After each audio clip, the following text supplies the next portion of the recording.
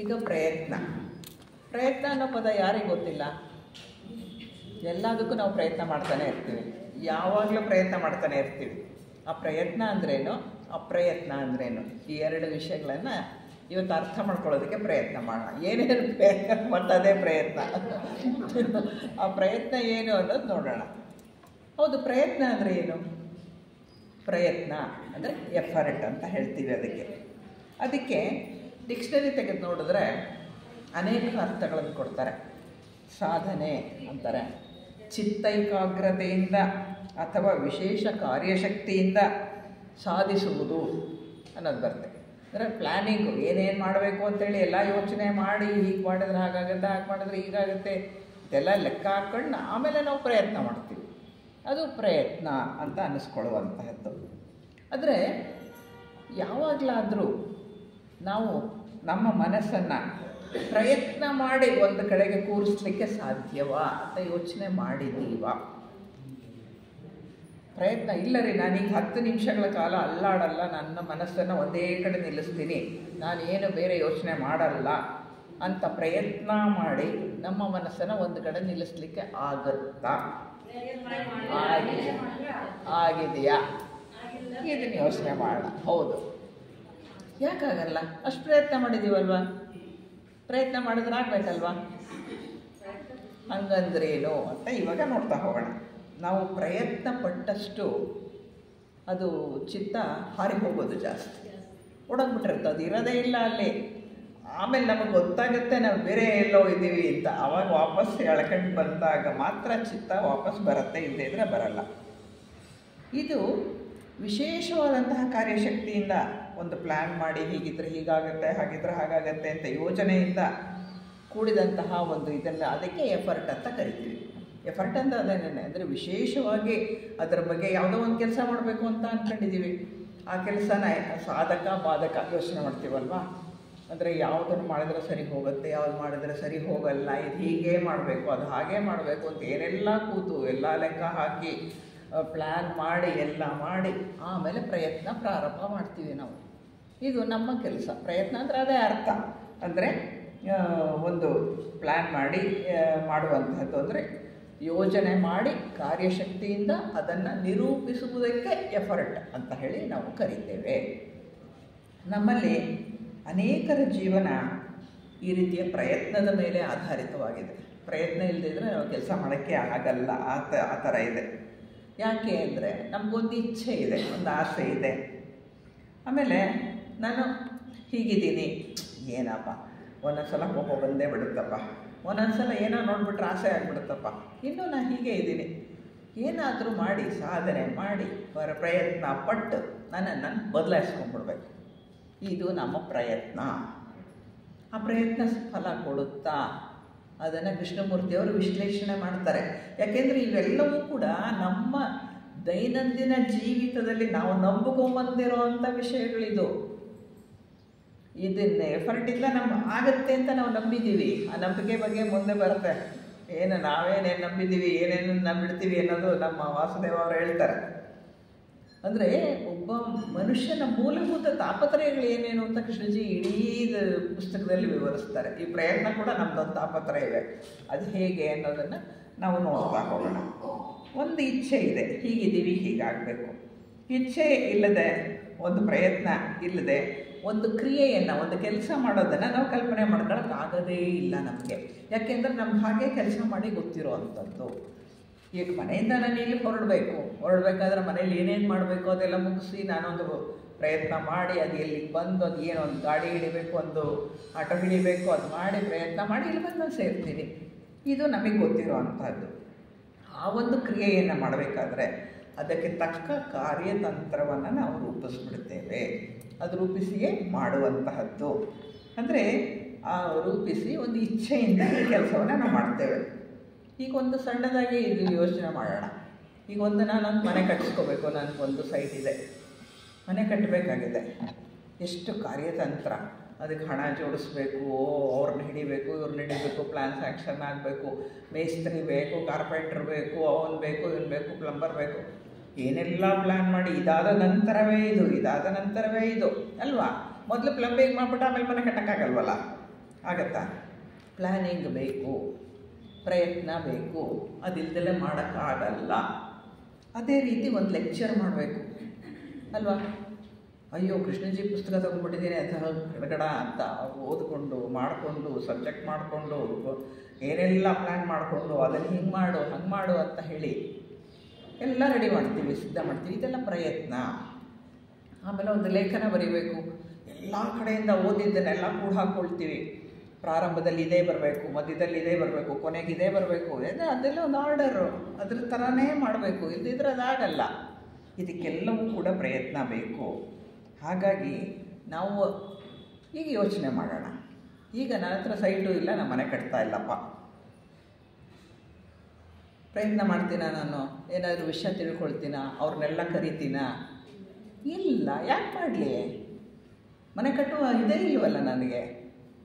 ಅದೇ ರೀತಿ ನಾನು ಲೆಕ್ಚರ್ ಮಾಡಬೇಕಾಗಿಲ್ಲ, ಸುಮ್ಮನೆ ಕೂತ್ಕೊಂಡು ಕೇಳೋದು. ಅದಕ್ಕೆ ನಾನೇನು ಕಷ್ಟಪಡಬೇಕು? ಒಂದು ಆರಾಮಾಗಿ ಕೂತಿರ್ತೀನಿ. ಏನಾದ್ರು ಪ್ಲ್ಯಾನ್ ಮಾಡ್ತೀನ? ಇಲ್ಲ. ಅದೇ ರೀತಿ ಒಂದು ಲೇಖನ ಬರೆಯಲ್ಲ. ಸೊ ನಾನೇನು ಕಷ್ಟಪಡಬೇಕು? ನಾನು ಏನು ಕಲೆಕ್ಟ್ ಮಾಡಲ್ಲ, ನಾನು ಏನು ಆರ್ಡರ್ ಮಾಡಲ್ಲ, ನಾನು ಏನು ಜೋಡಿಸ್ಕೊಳ್ಳಲ್ಲ, ನಾನು ಏನು ಬರೀಬೇಕಾಗಿಲ್ಲ ಅಷ್ಟೇ. ಅಂದರೆ ನಿಮಗೆ ಕೆಲಸ ಇದ್ದರೆ, ಏನಾದ್ರು ಕಾರ್ಯ ಮಾಡಬೇಕಾಗಿದ್ದರೆ ಈ ನಿಮ್ಮ ಪ್ರಯತ್ನ ಅನ್ನೋದು ಒಳಗಿಂದ ಬರುತ್ತೆ ಎಂದು. ಇಲ್ಲದಿದ್ದರೆ ಪ್ರಯತ್ನ ಮಾಡಲ್ಲ ನಾವು. ಈಗ ಸೋಮಾರಿಗಳು ಆರಾಮಾಗಿರ್ತಾರೆ, ಅವ್ರು ಏನು ತಲೆ ಕೆಡಿಸ್ಕೊಳ್ಳಲ್ಲ. ಏನಾದ್ರು ಮಾಡಬೇಕು ಅಂತ ಅಂದುಕೊಳ್ಳೋರು ಮಾತ್ರವೇ ಕೆಲಸ ಮಾಡ್ತಾರೆ. ಹೌದಾ? ನೋಡಿದ್ದೀರಾ ಯಾರು ಸೋಮಾರಿಗಳನ್ನ? ಏನಿಲ್ಲ, ಸುಮ್ಮನಿರೋದು ಅಷ್ಟೇ. ಏನು ಕಷ್ಟಪಡಬೇಕಾಗಿಲ್ವಲ್ಲ, ಏನು ಪ್ರಯತ್ನ ಮಾಡಬೇಕು? ಅವರು ಏನು ಮಾಡಬೇಕಾಗಿಲ್ಲ, ಆರಾಮಾಗಿರ್ತಾರೆ.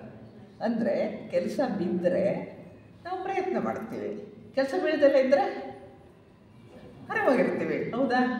ಇದು ಸತ್ಯ. ಇದೇ ವಿಷಯ ಕೃಷ್ಣಜಿಯವರು ಹೇಳ್ತಾರೆ.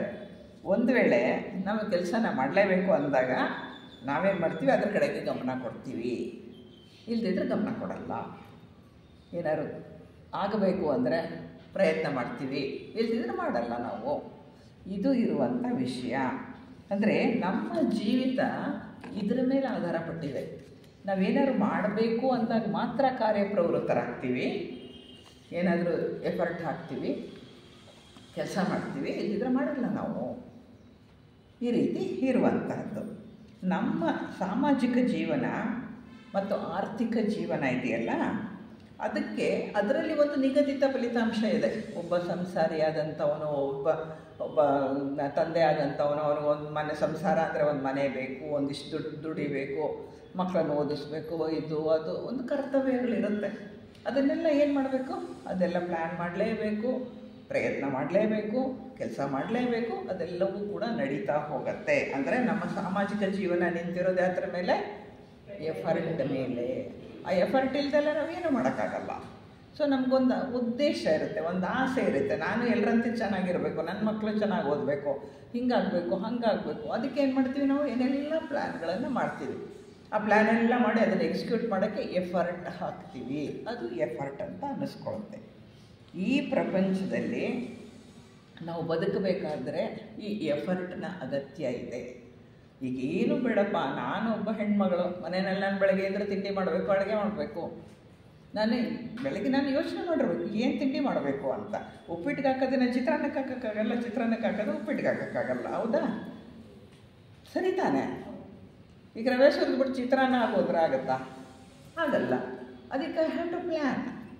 ಬೆಳಿಗ್ಗೆ ಏನು ತಿಂಡಿ ಮಾಡ್ತೀನಿ, ಅದಕ್ಕೆ ಏನಿದೆ ಮನೇಲೆಲ್ಲ ಸಾಮಾನು ಇದೆಯಾ ಇಲ್ವಾ, ಎಲ್ಲ ಜೋಡಿಸ್ಕೊಂಡು ಮಾಡಿ ನಾನು ಎಫರ್ಟ್ ಹಾಕ್ತೀನಿ.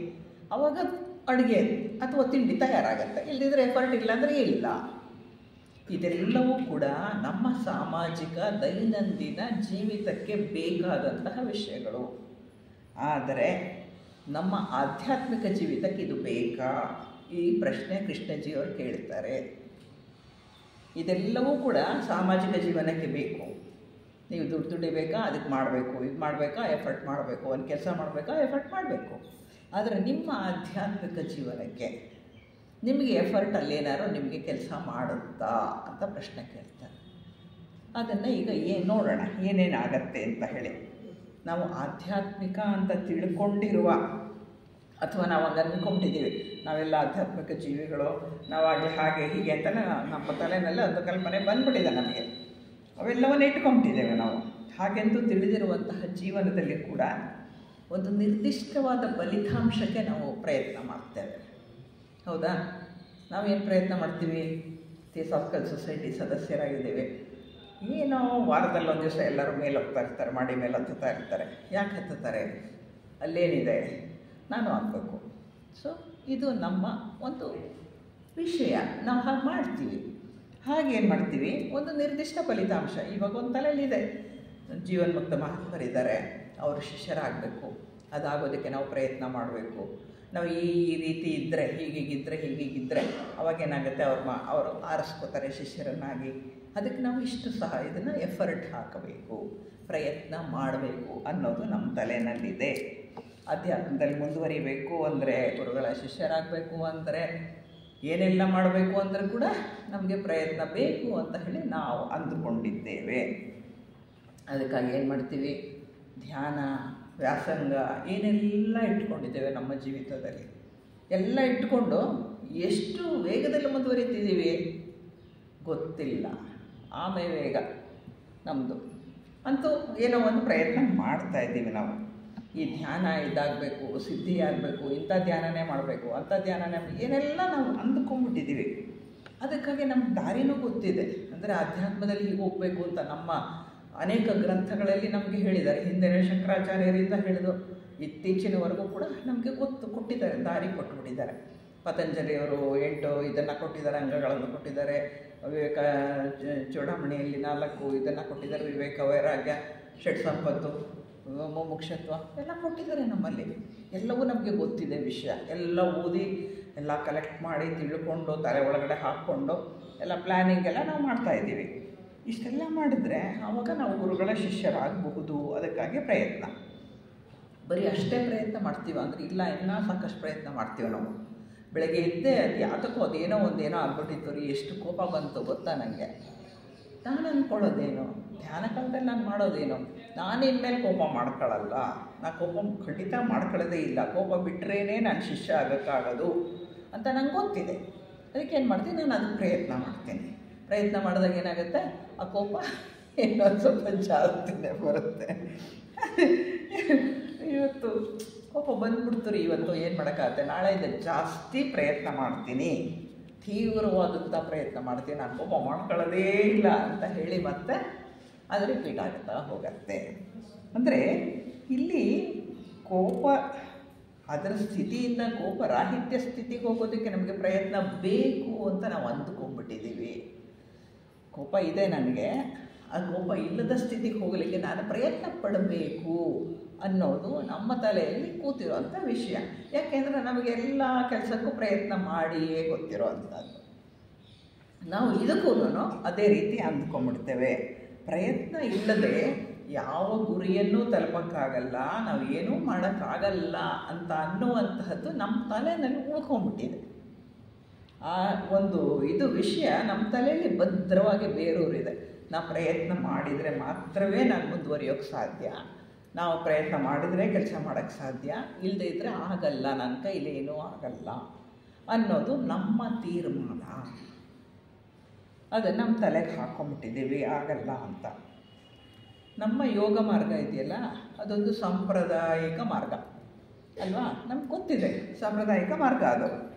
ಈ ಮಾರ್ಗ ನಮ್ಮ ಧಾರ್ಮಿಕ ಮುಖಂಡರು, ನಮ್ಮ ಧರ್ಮಶಾಸ್ತ್ರಗಳು ಏನು ಹೇಳುತ್ತೆ ಅಂತಂದರೆ, ಸಾಧಕರು ಅಥವಾ ಸಾಧಕರಾಗ ಬಯಸುವಂಥವರು ಕೆಲವು ವ್ರತಗಳನ್ನು ಮಾಡಬೇಕು, ಏನೇನೋ ಒಂದಷ್ಟು ಕೊಡ್ತಾರೆ ನಮಗೆ.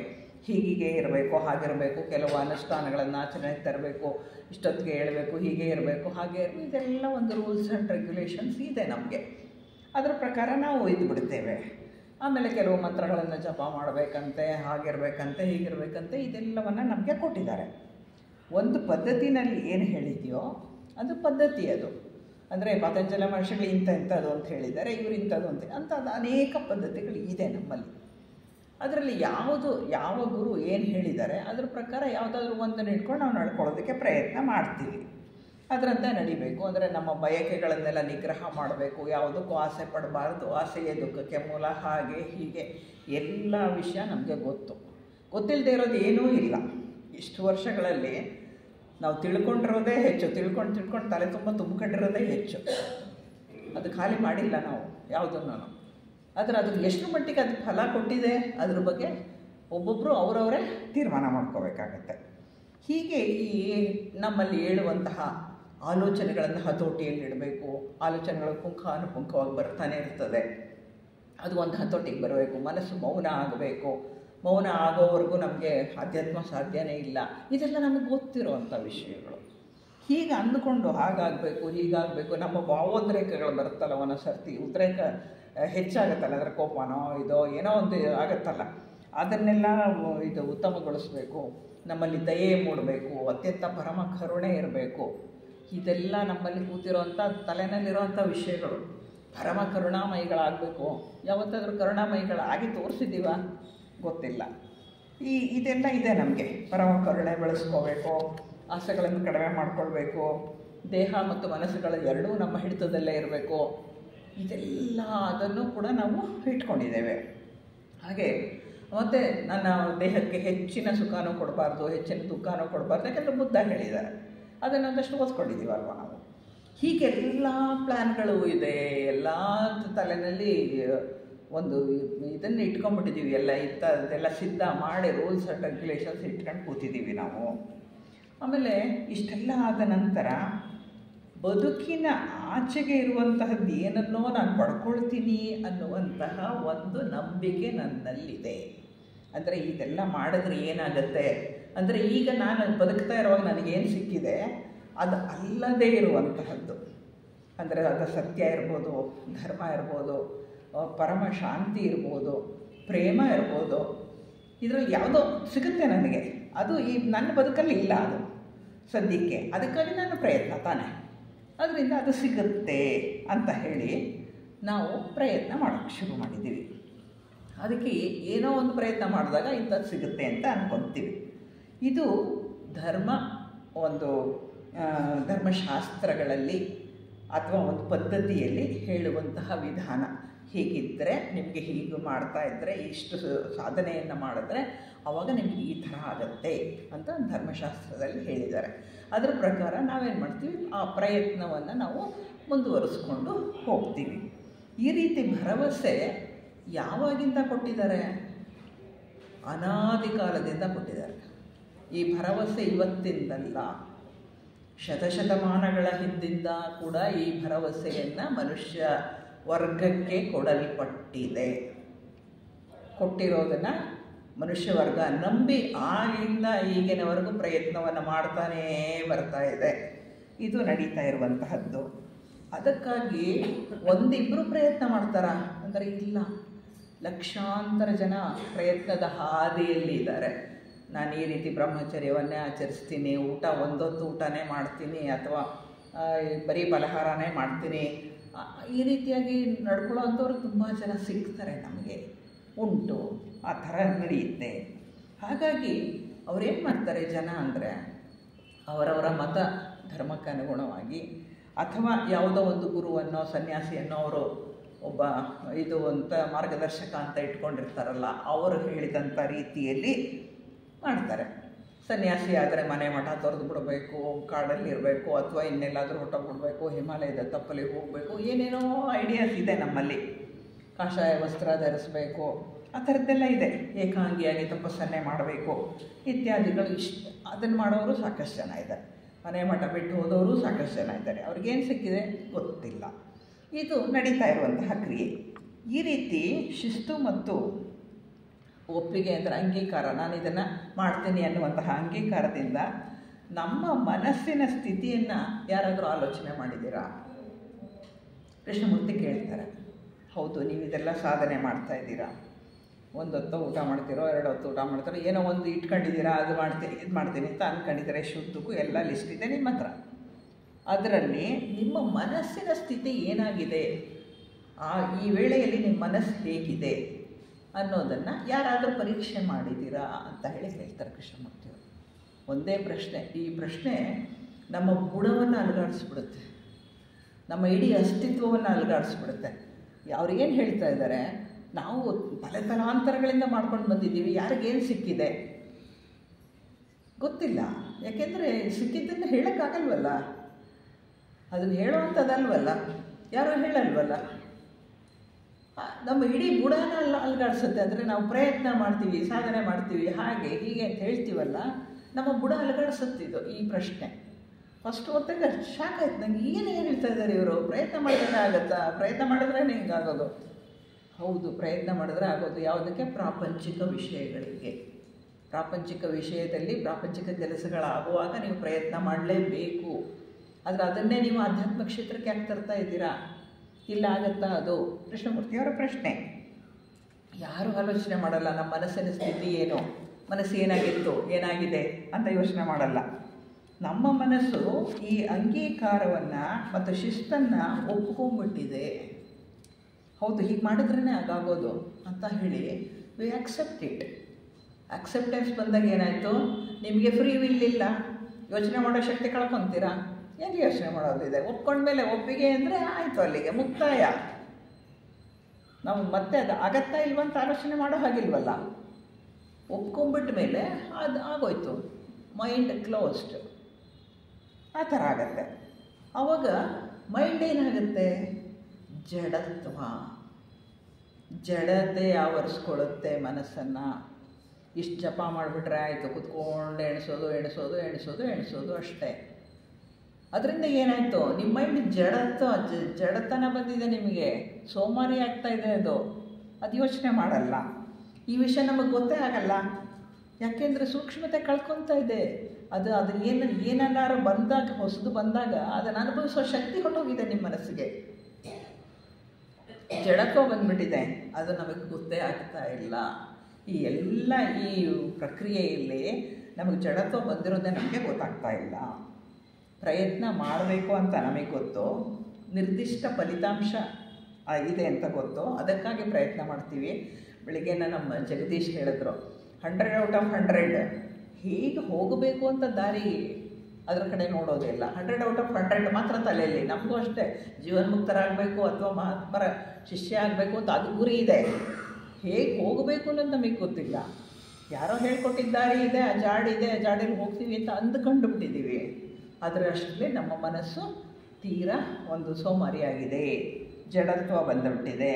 ನಿರ್ದಿಷ್ಟ ಫಲಿತಾಂಶ ನೋಡ್ತೀವಿ, ಗುರಿ ಮುಟ್ಟೋದಕ್ಕೋಸ್ಕರ ಪ್ರಯತ್ನ ಮಾಡ್ತೀವಿ ಅಂತ ಅಂದ್ಕೊತೀವಿ.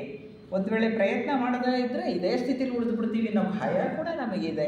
ಯಾಕೆಂದರೆ ಪ್ರಯತ್ನ ಮಾಡದೇ ಇದ್ದರೆ ಈಗ ಮನೆ ಕಟ್ಟೋ ವಿಷಯ ಇಲ್ಲ ಅಂದರೆ ನಾವೇನು ತಲೆ ಕೆಡಿಸ್ಕೋಬೇಕಾಗಿಲ್ಲ. ನಾನು ಅಡುಗೆ ಮಾಡಬೇಕಾಗಿಲ್ಲ ಇವತ್ತು ಅಂತಂದರೆ ನಾನು ಯಾಕೆ ತಲೆ ಕೆಡಿಸ್ಕೊಳ್ಳಿ, ಯಾರೇನು ಮಾಡಿದ್ರೆ ಅದು ಊಟ ಮಾಡ್ತೀನಿ ಅಷ್ಟೇ. ಅವಾಗ ನಾನೇನು ಯೋಚನೆ ಮಾಡೋಕ್ಕೋಗಲ್ವಲ್ಲ. ಇಲ್ಲೂ ಅದೇ ಥರ ಆಗ್ತಾಯಿದೆ. ನಾವು ಈಗಿರೋ ಸ್ಥಿತಿಲೇ ಉಳಿದು ಬಿಡ್ತೀವಿ, ಬೇರೆಯವರೆಲ್ಲ ಮುಂದಕ್ಕೆ ಹೋಗ್ಬಿಡ್ತಾರೆ ಅನ್ನೋ ಭಯ ನಮಗಿದೆ. ಅಂದರೆ ಬೇರೆಯವ್ರು ನಮಗಿಂತ ಸೂಪರ್ ಸೀಡ್ ಮಾಡಿ ಮುಂದಕ್ಕೆ ಹೋಗಿ ಮಹಾತ್ಮರ ಶಿಷ್ಯರಾಗ್ಬಿಟ್ರೆ, ಜೀವನ್ಮುಕ್ತರಾಗ್ಬಿಟ್ರೆ ನಾನು ಇಲ್ಲೇ ಉಳಿದ್ಬಿಡ್ತೀನಲ್ಲ, ಅದಕ್ಕೆ ನಾನು ಪ್ರಯತ್ನ ಮಾಡಬೇಕು. ಇದು ನಮ್ಮ ತಲೆನಲ್ಲಿರುವಂಥ ಒಂದು ವಿಷಯ. ಹಾಗಾಗಿ ಭಯ ಕೂಡ ಇದೆ ನಮಗೆ. ಯಾಕೆಂದರೆ ಬೇರೆಯವರು ನಮಗಿಂತ ಹೆಚ್ಚು ಮುಂದಕ್ಕೆ ಹೋಗ್ಬಿಟ್ರೆ ಅನ್ನುವ ಭಯ ಕೂಡ ನಮಗೆ ಇದೆ. ಅದರಿಂದ ಹಿಂದೆ ಉಳಿಯುವಂತಹ ಭಯ ಕಾಡಿಸಿದಾಗ ನಮಗೆ ಏನೂ ಆಗದೆ ಇರುವ ಸ್ಥಿತಿಗೆ ಹೋಗೋದಕ್ಕೆ ನಮಗೆ ಭಯ ಇದೆ. ಅಂದರೆ ಈಗ ಕೃಷ್ಣಮೂರ್ತಿಯವರು ಏನು ಹೇಳ್ತಾರೆ, ನೀನು ಏನೂ ಅಲ್ಲದೇ ಇರಬೇಕು, ನೀನು ಬಡವ ಆಗಿರಬೇಕು ಆಧ್ಯಾತ್ಮ ಮಾರ್ಗದಲ್ಲಿ ಅಂತಾರೆ. ಬಡವ ಅಂದರೆ ಬಡತನ ಯಾವುದರಲ್ಲಿ? ಮನಸ್ಸಿನಲ್ಲಿ. ಮನಸ್ಸು ಖಾಲಿಯಾಗಬೇಕು, ಏನೂ ಇಲ್ಲದ್ದಾಗಬೇಕು, ಅಹಂ ಸಂಪೂರ್ಣ ನಾಶ ಆಗಬೇಕು. ಅಹಂ ಇಲ್ಲ ಅಂದರೆ ಏನು ಉಳಿದಿರುತ್ತೆ? ಅಹಂ ಇದ್ದರೆ ತಾನೇ ಎಲ್ಲವೂ.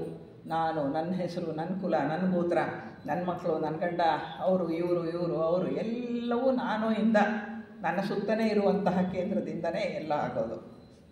ಹಾಗಾಗಿ ನನಗೆ ಬಡತನ ಬಂದರೆ ಅಂದರೆ ನಾನೇ ಇಲ್ಲವಾದರೆ ಅದನ್ನು ಎದುರಿಸೋಷ್ಟು ಧೈರ್ಯ ನಮಗಿದೆಯಾ? ಕೇಳ್ಕೋಬೇಕಾಗತ್ತೆ ನಮ್ಮನ್ನು ನಾವು. ಅದೇನೂ ಇಲ್ದಲೆ ಏನೂ ಅಲ್ಲದವರಾಗೋದಕ್ಕೆ ನಾವು ಸಿದ್ಧ ಇದ್ದೀವ? ಎಲ್ರಿಗೂ ಒಂದು ಕುರ್ಚಿ ಬೇಕು, ಒಂದು ಅಧಿಕಾರ ಬೇಕು, ಅದು ಬೇಕು, ಇದು ಬೇಕು. ನನಗೇನು ಅದ್ದಲ್ಲೇ ಇರೋದಕ್ಕೆ ಅದು ಕಷ್ಟ ಆಗುತ್ತೆ ನಮಗೆ. ಯಾಕೆಂದರೆ ಆ ಭಯ ಇದೆ ನಮಗೆ. ಹಾಗಾಗಿ ನಾವು ಮುಟ್ಟಬೇಕಾದಂತಹ ಗುರಿ ಬಗ್ಗೆ ಒಂದು ಬರೀ ಕಲ್ಪನೆ ಇದೆ ನಮಗೆ. ಅದು ನಿಜನ ಸುಳ್ಳು ನಮಗೆ ಗೊತ್ತಿಲ್ಲ. ಒಂದು ಕಲ್ಪನೆ ಇದೆ. ಆ ಕಲ್ಪನೆಯನ್ನು ಸಾಕಾರಗೊಳಿಸೋದಕ್ಕೆ ನಾವು ಪ್ರಯತ್ನ ಮಾಡ್ತಾಯಿದ್ದೀವಿ. ಒಂಥರ ಪ್ರಯತ್ನ ಅಂದರೆ ಏನು ಗೊತ್ತಾ? ಒಂದು ಹೋರಾಟ. ಹೌದು ನಾನು ಮಾಡೇ ಮಾಡ್ತೀನಿ ಅಂದಾಗ ಒಂದು ಹೋರಾಟನೇ ಅದು, ಮನಸ್ಸಿನಲ್ಲಿ ಒಂದು ಹೋರಾಟ ನಡೀತಾ ಇರುತ್ತೆ. ಆ ಹೋರಾಟ ನಮ್ಮ ಜೀವನದ ಒಂದು ಭಾಗ ಆಗಿಬಿಟ್ಟಿದೆ. ನಮ್ಮನ್ನು ನಾವು ಪರಿವರ್ತನೆ ಮಾಡ್ಕೋಬೇಕು ಅಂತ ನಾವು ಅಂದ್ಕೊಂಡ್ರೆ ನಮ್ಮಲ್ಲಿ ಒಂದು ಮೂಲಭೂತ ಬದಲಾವಣೆ ಆಗಬೇಕಾಗಿದೆ. ಸಂಪೂರ್ಣ ನಾವಿರುವಂಥ ಸ್ಥಿತಿಯಿಂದ ಪೂರ್ತಿಯಾದಂತಹ ಬೇರೆಯ ಸ್ಥಿತಿ ಬರಬೇಕಾಗಿದೆ.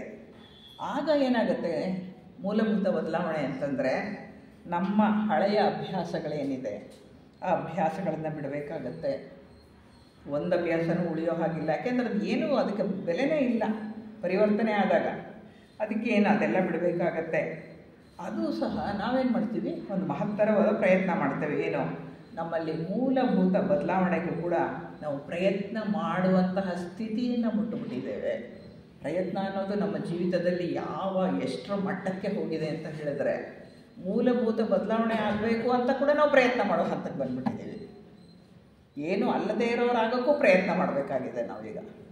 ಅಂತಹ ಒಂದು ಸ್ಥಿತಿಯನ್ನು ನಾವು ಮುಟ್ಬಿಟ್ಟಿದ್ದೇವೆ. ನಮ್ಮ ಎಲ್ಲ ಹಳೆಯ ಅಭ್ಯಾಸಗಳನ್ನು ಬಿಡೋದಕ್ಕೆ ಕೂಡ ಪ್ರಯತ್ನ ಬೇಕಾಗಿದೆ. ಅದು ಅಭ್ಯಾಸ ಆಗಿಬಿಟ್ಟಿದೆ, ಬಿಡೋದು ಎಷ್ಟು ಕಷ್ಟ ಇದೆ. ಒಂದು ಕಪ್ ಕಾಫಿ ಅದು ಬೇಡ, ಇನ್ಮೇಲೆ ಕುಡಿಯೋದು ಬೇಡ ಅಂತಂದರೆ ಎಷ್ಟು ಕಷ್ಟಪಟ್ಟು ಅದನ್ನು ಬಿಡಬೇಕಾಗ್ತದೆ. ಪ್ರಯತ್ನ ಇಲ್ಲದೆ ಆಗಲ್ಲ, ಆ ಥರ ಆಗುತ್ತೆ. ಅಂದರೆ ನಮ್ಮ ಸುತ್ತಮುತ್ತ ಇರುವಂತಹ ಪ್ರಭಾವಗಳು ನಮ್ಮ ಮೇಲೆ ಏನು ಪ್ರಭಾವ ಬೀರದಲ್ಲೇ ಇರೋಕ್ಕೂ ನಮ್ಮ ಪ್ರಯತ್ನ ಬೇಕಾಗತ್ತೆ. ಅಂಥ ಸ್ಥಿತಿ ನಾವು ಮುಟ್ಟಿದ್ದೇವೆ.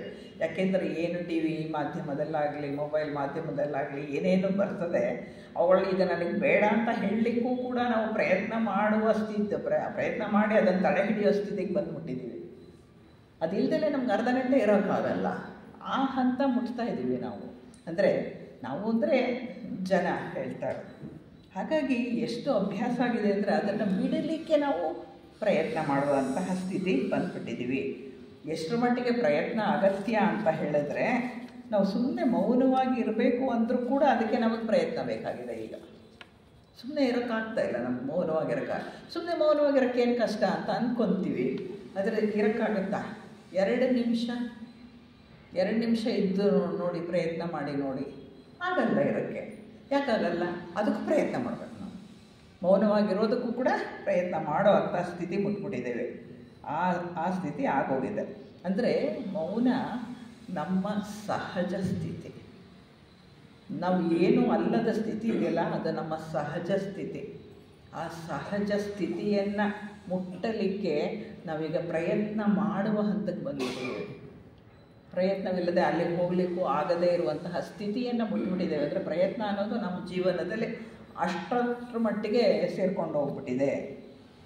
ಅಂದರೆ ಸುಮ್ಮನೆ ಇರೋಕ್ಕೂ ಕೂಡ ನಮಗೆ ಸಾಧ್ಯ ಆಗ್ತಾ ಇಲ್ಲ.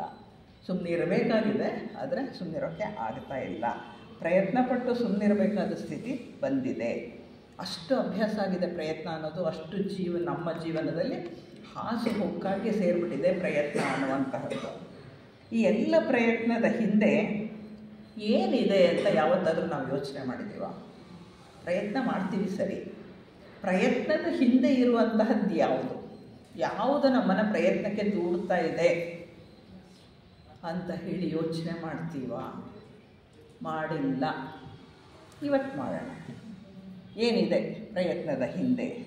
ಈ ಎಲ್ಲ ಪ್ರಯತ್ನದ ಹಿಂದೆ ಇರುವಂತಹದ್ದು ಯಾವುದೋ ಒಂದೇ ಒಂದು, ಅದೇ ನಮ್ಮೆಲ್ಲ ತಾಪತ್ರಯಗಳು ಮೂಲ ಕಾರಣ, ಅಹಂ. ಆ ಅಹಮ್ಮಿಂದನೇ ನಾವು ಪ್ರಯತ್ನ ಮಾಡುವ ಸ್ಥಿತಿಗೆ ಬಂದಿರುವಂತಹದ್ದು. ಅಹಮ್ಮಿಂದನೇ ಎಲ್ಲ ಪ್ರಯತ್ನಗಳು ನಡೆಯುವಂತಹದ್ದು. ನಾನು ಅನ್ನೋದ್ರ ಕೆಲಸ ಏನು ಅಂತ ಹೇಳಿ ನಮಗೆ ಸ್ಪಷ್ಟವಾಗಿ ಗೊತ್ತಾಗತ್ತೆ. ಅದಕ್ಕೆ ಸುಮ್ಮನಿರೋಕ್ಕಾಗಲ್ಲ. ಏನಾದರೂ ನಾನು ಹೀಗಿದ್ದೀನಿ, ಹೀಗಿಲ್ಲ, ಇದು ಸರಿ ಇಲ್ಲ, ನಾನು ಅದಾಗಬೇಕು, ಆಸೆ, ಇದೆಲ್ಲ ಅದಾಗಬೇಕು, ಅದಕ್ಕೆ ಮತ್ತೆ ಆಸೆ, ಅದು ಬೇಕು ನನಗೆ, ಅದಕ್ಕೆ ಮತ್ತೆ ಪ್ರಯತ್ನ. ಎಲ್ಲಕ್ಕೂ ಪ್ರಯತ್ನ ಮಾಡುವ ಹಂತಕ್ಕೆ ತಂದಿರೋದು ಯಾರು ಅಂದರೆ ನಾನು ಅನ್ನುವ ಇದೆ ಅಹಂ.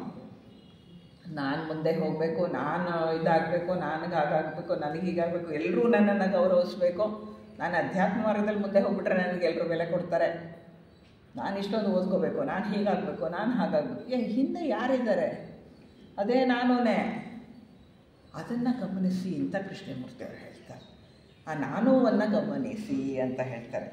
ನನಗೆ ಮುಕ್ತಿ ಸಿಕ್ಬಿಡ್ಬೇಕು, ಈ ಎಲ್ಲ ಪ್ರಯತ್ನಗಳ ಹಿಂದೆ ನಾನು ಅನ್ನೋದೇ ಇರುವಂತಹದ್ದು.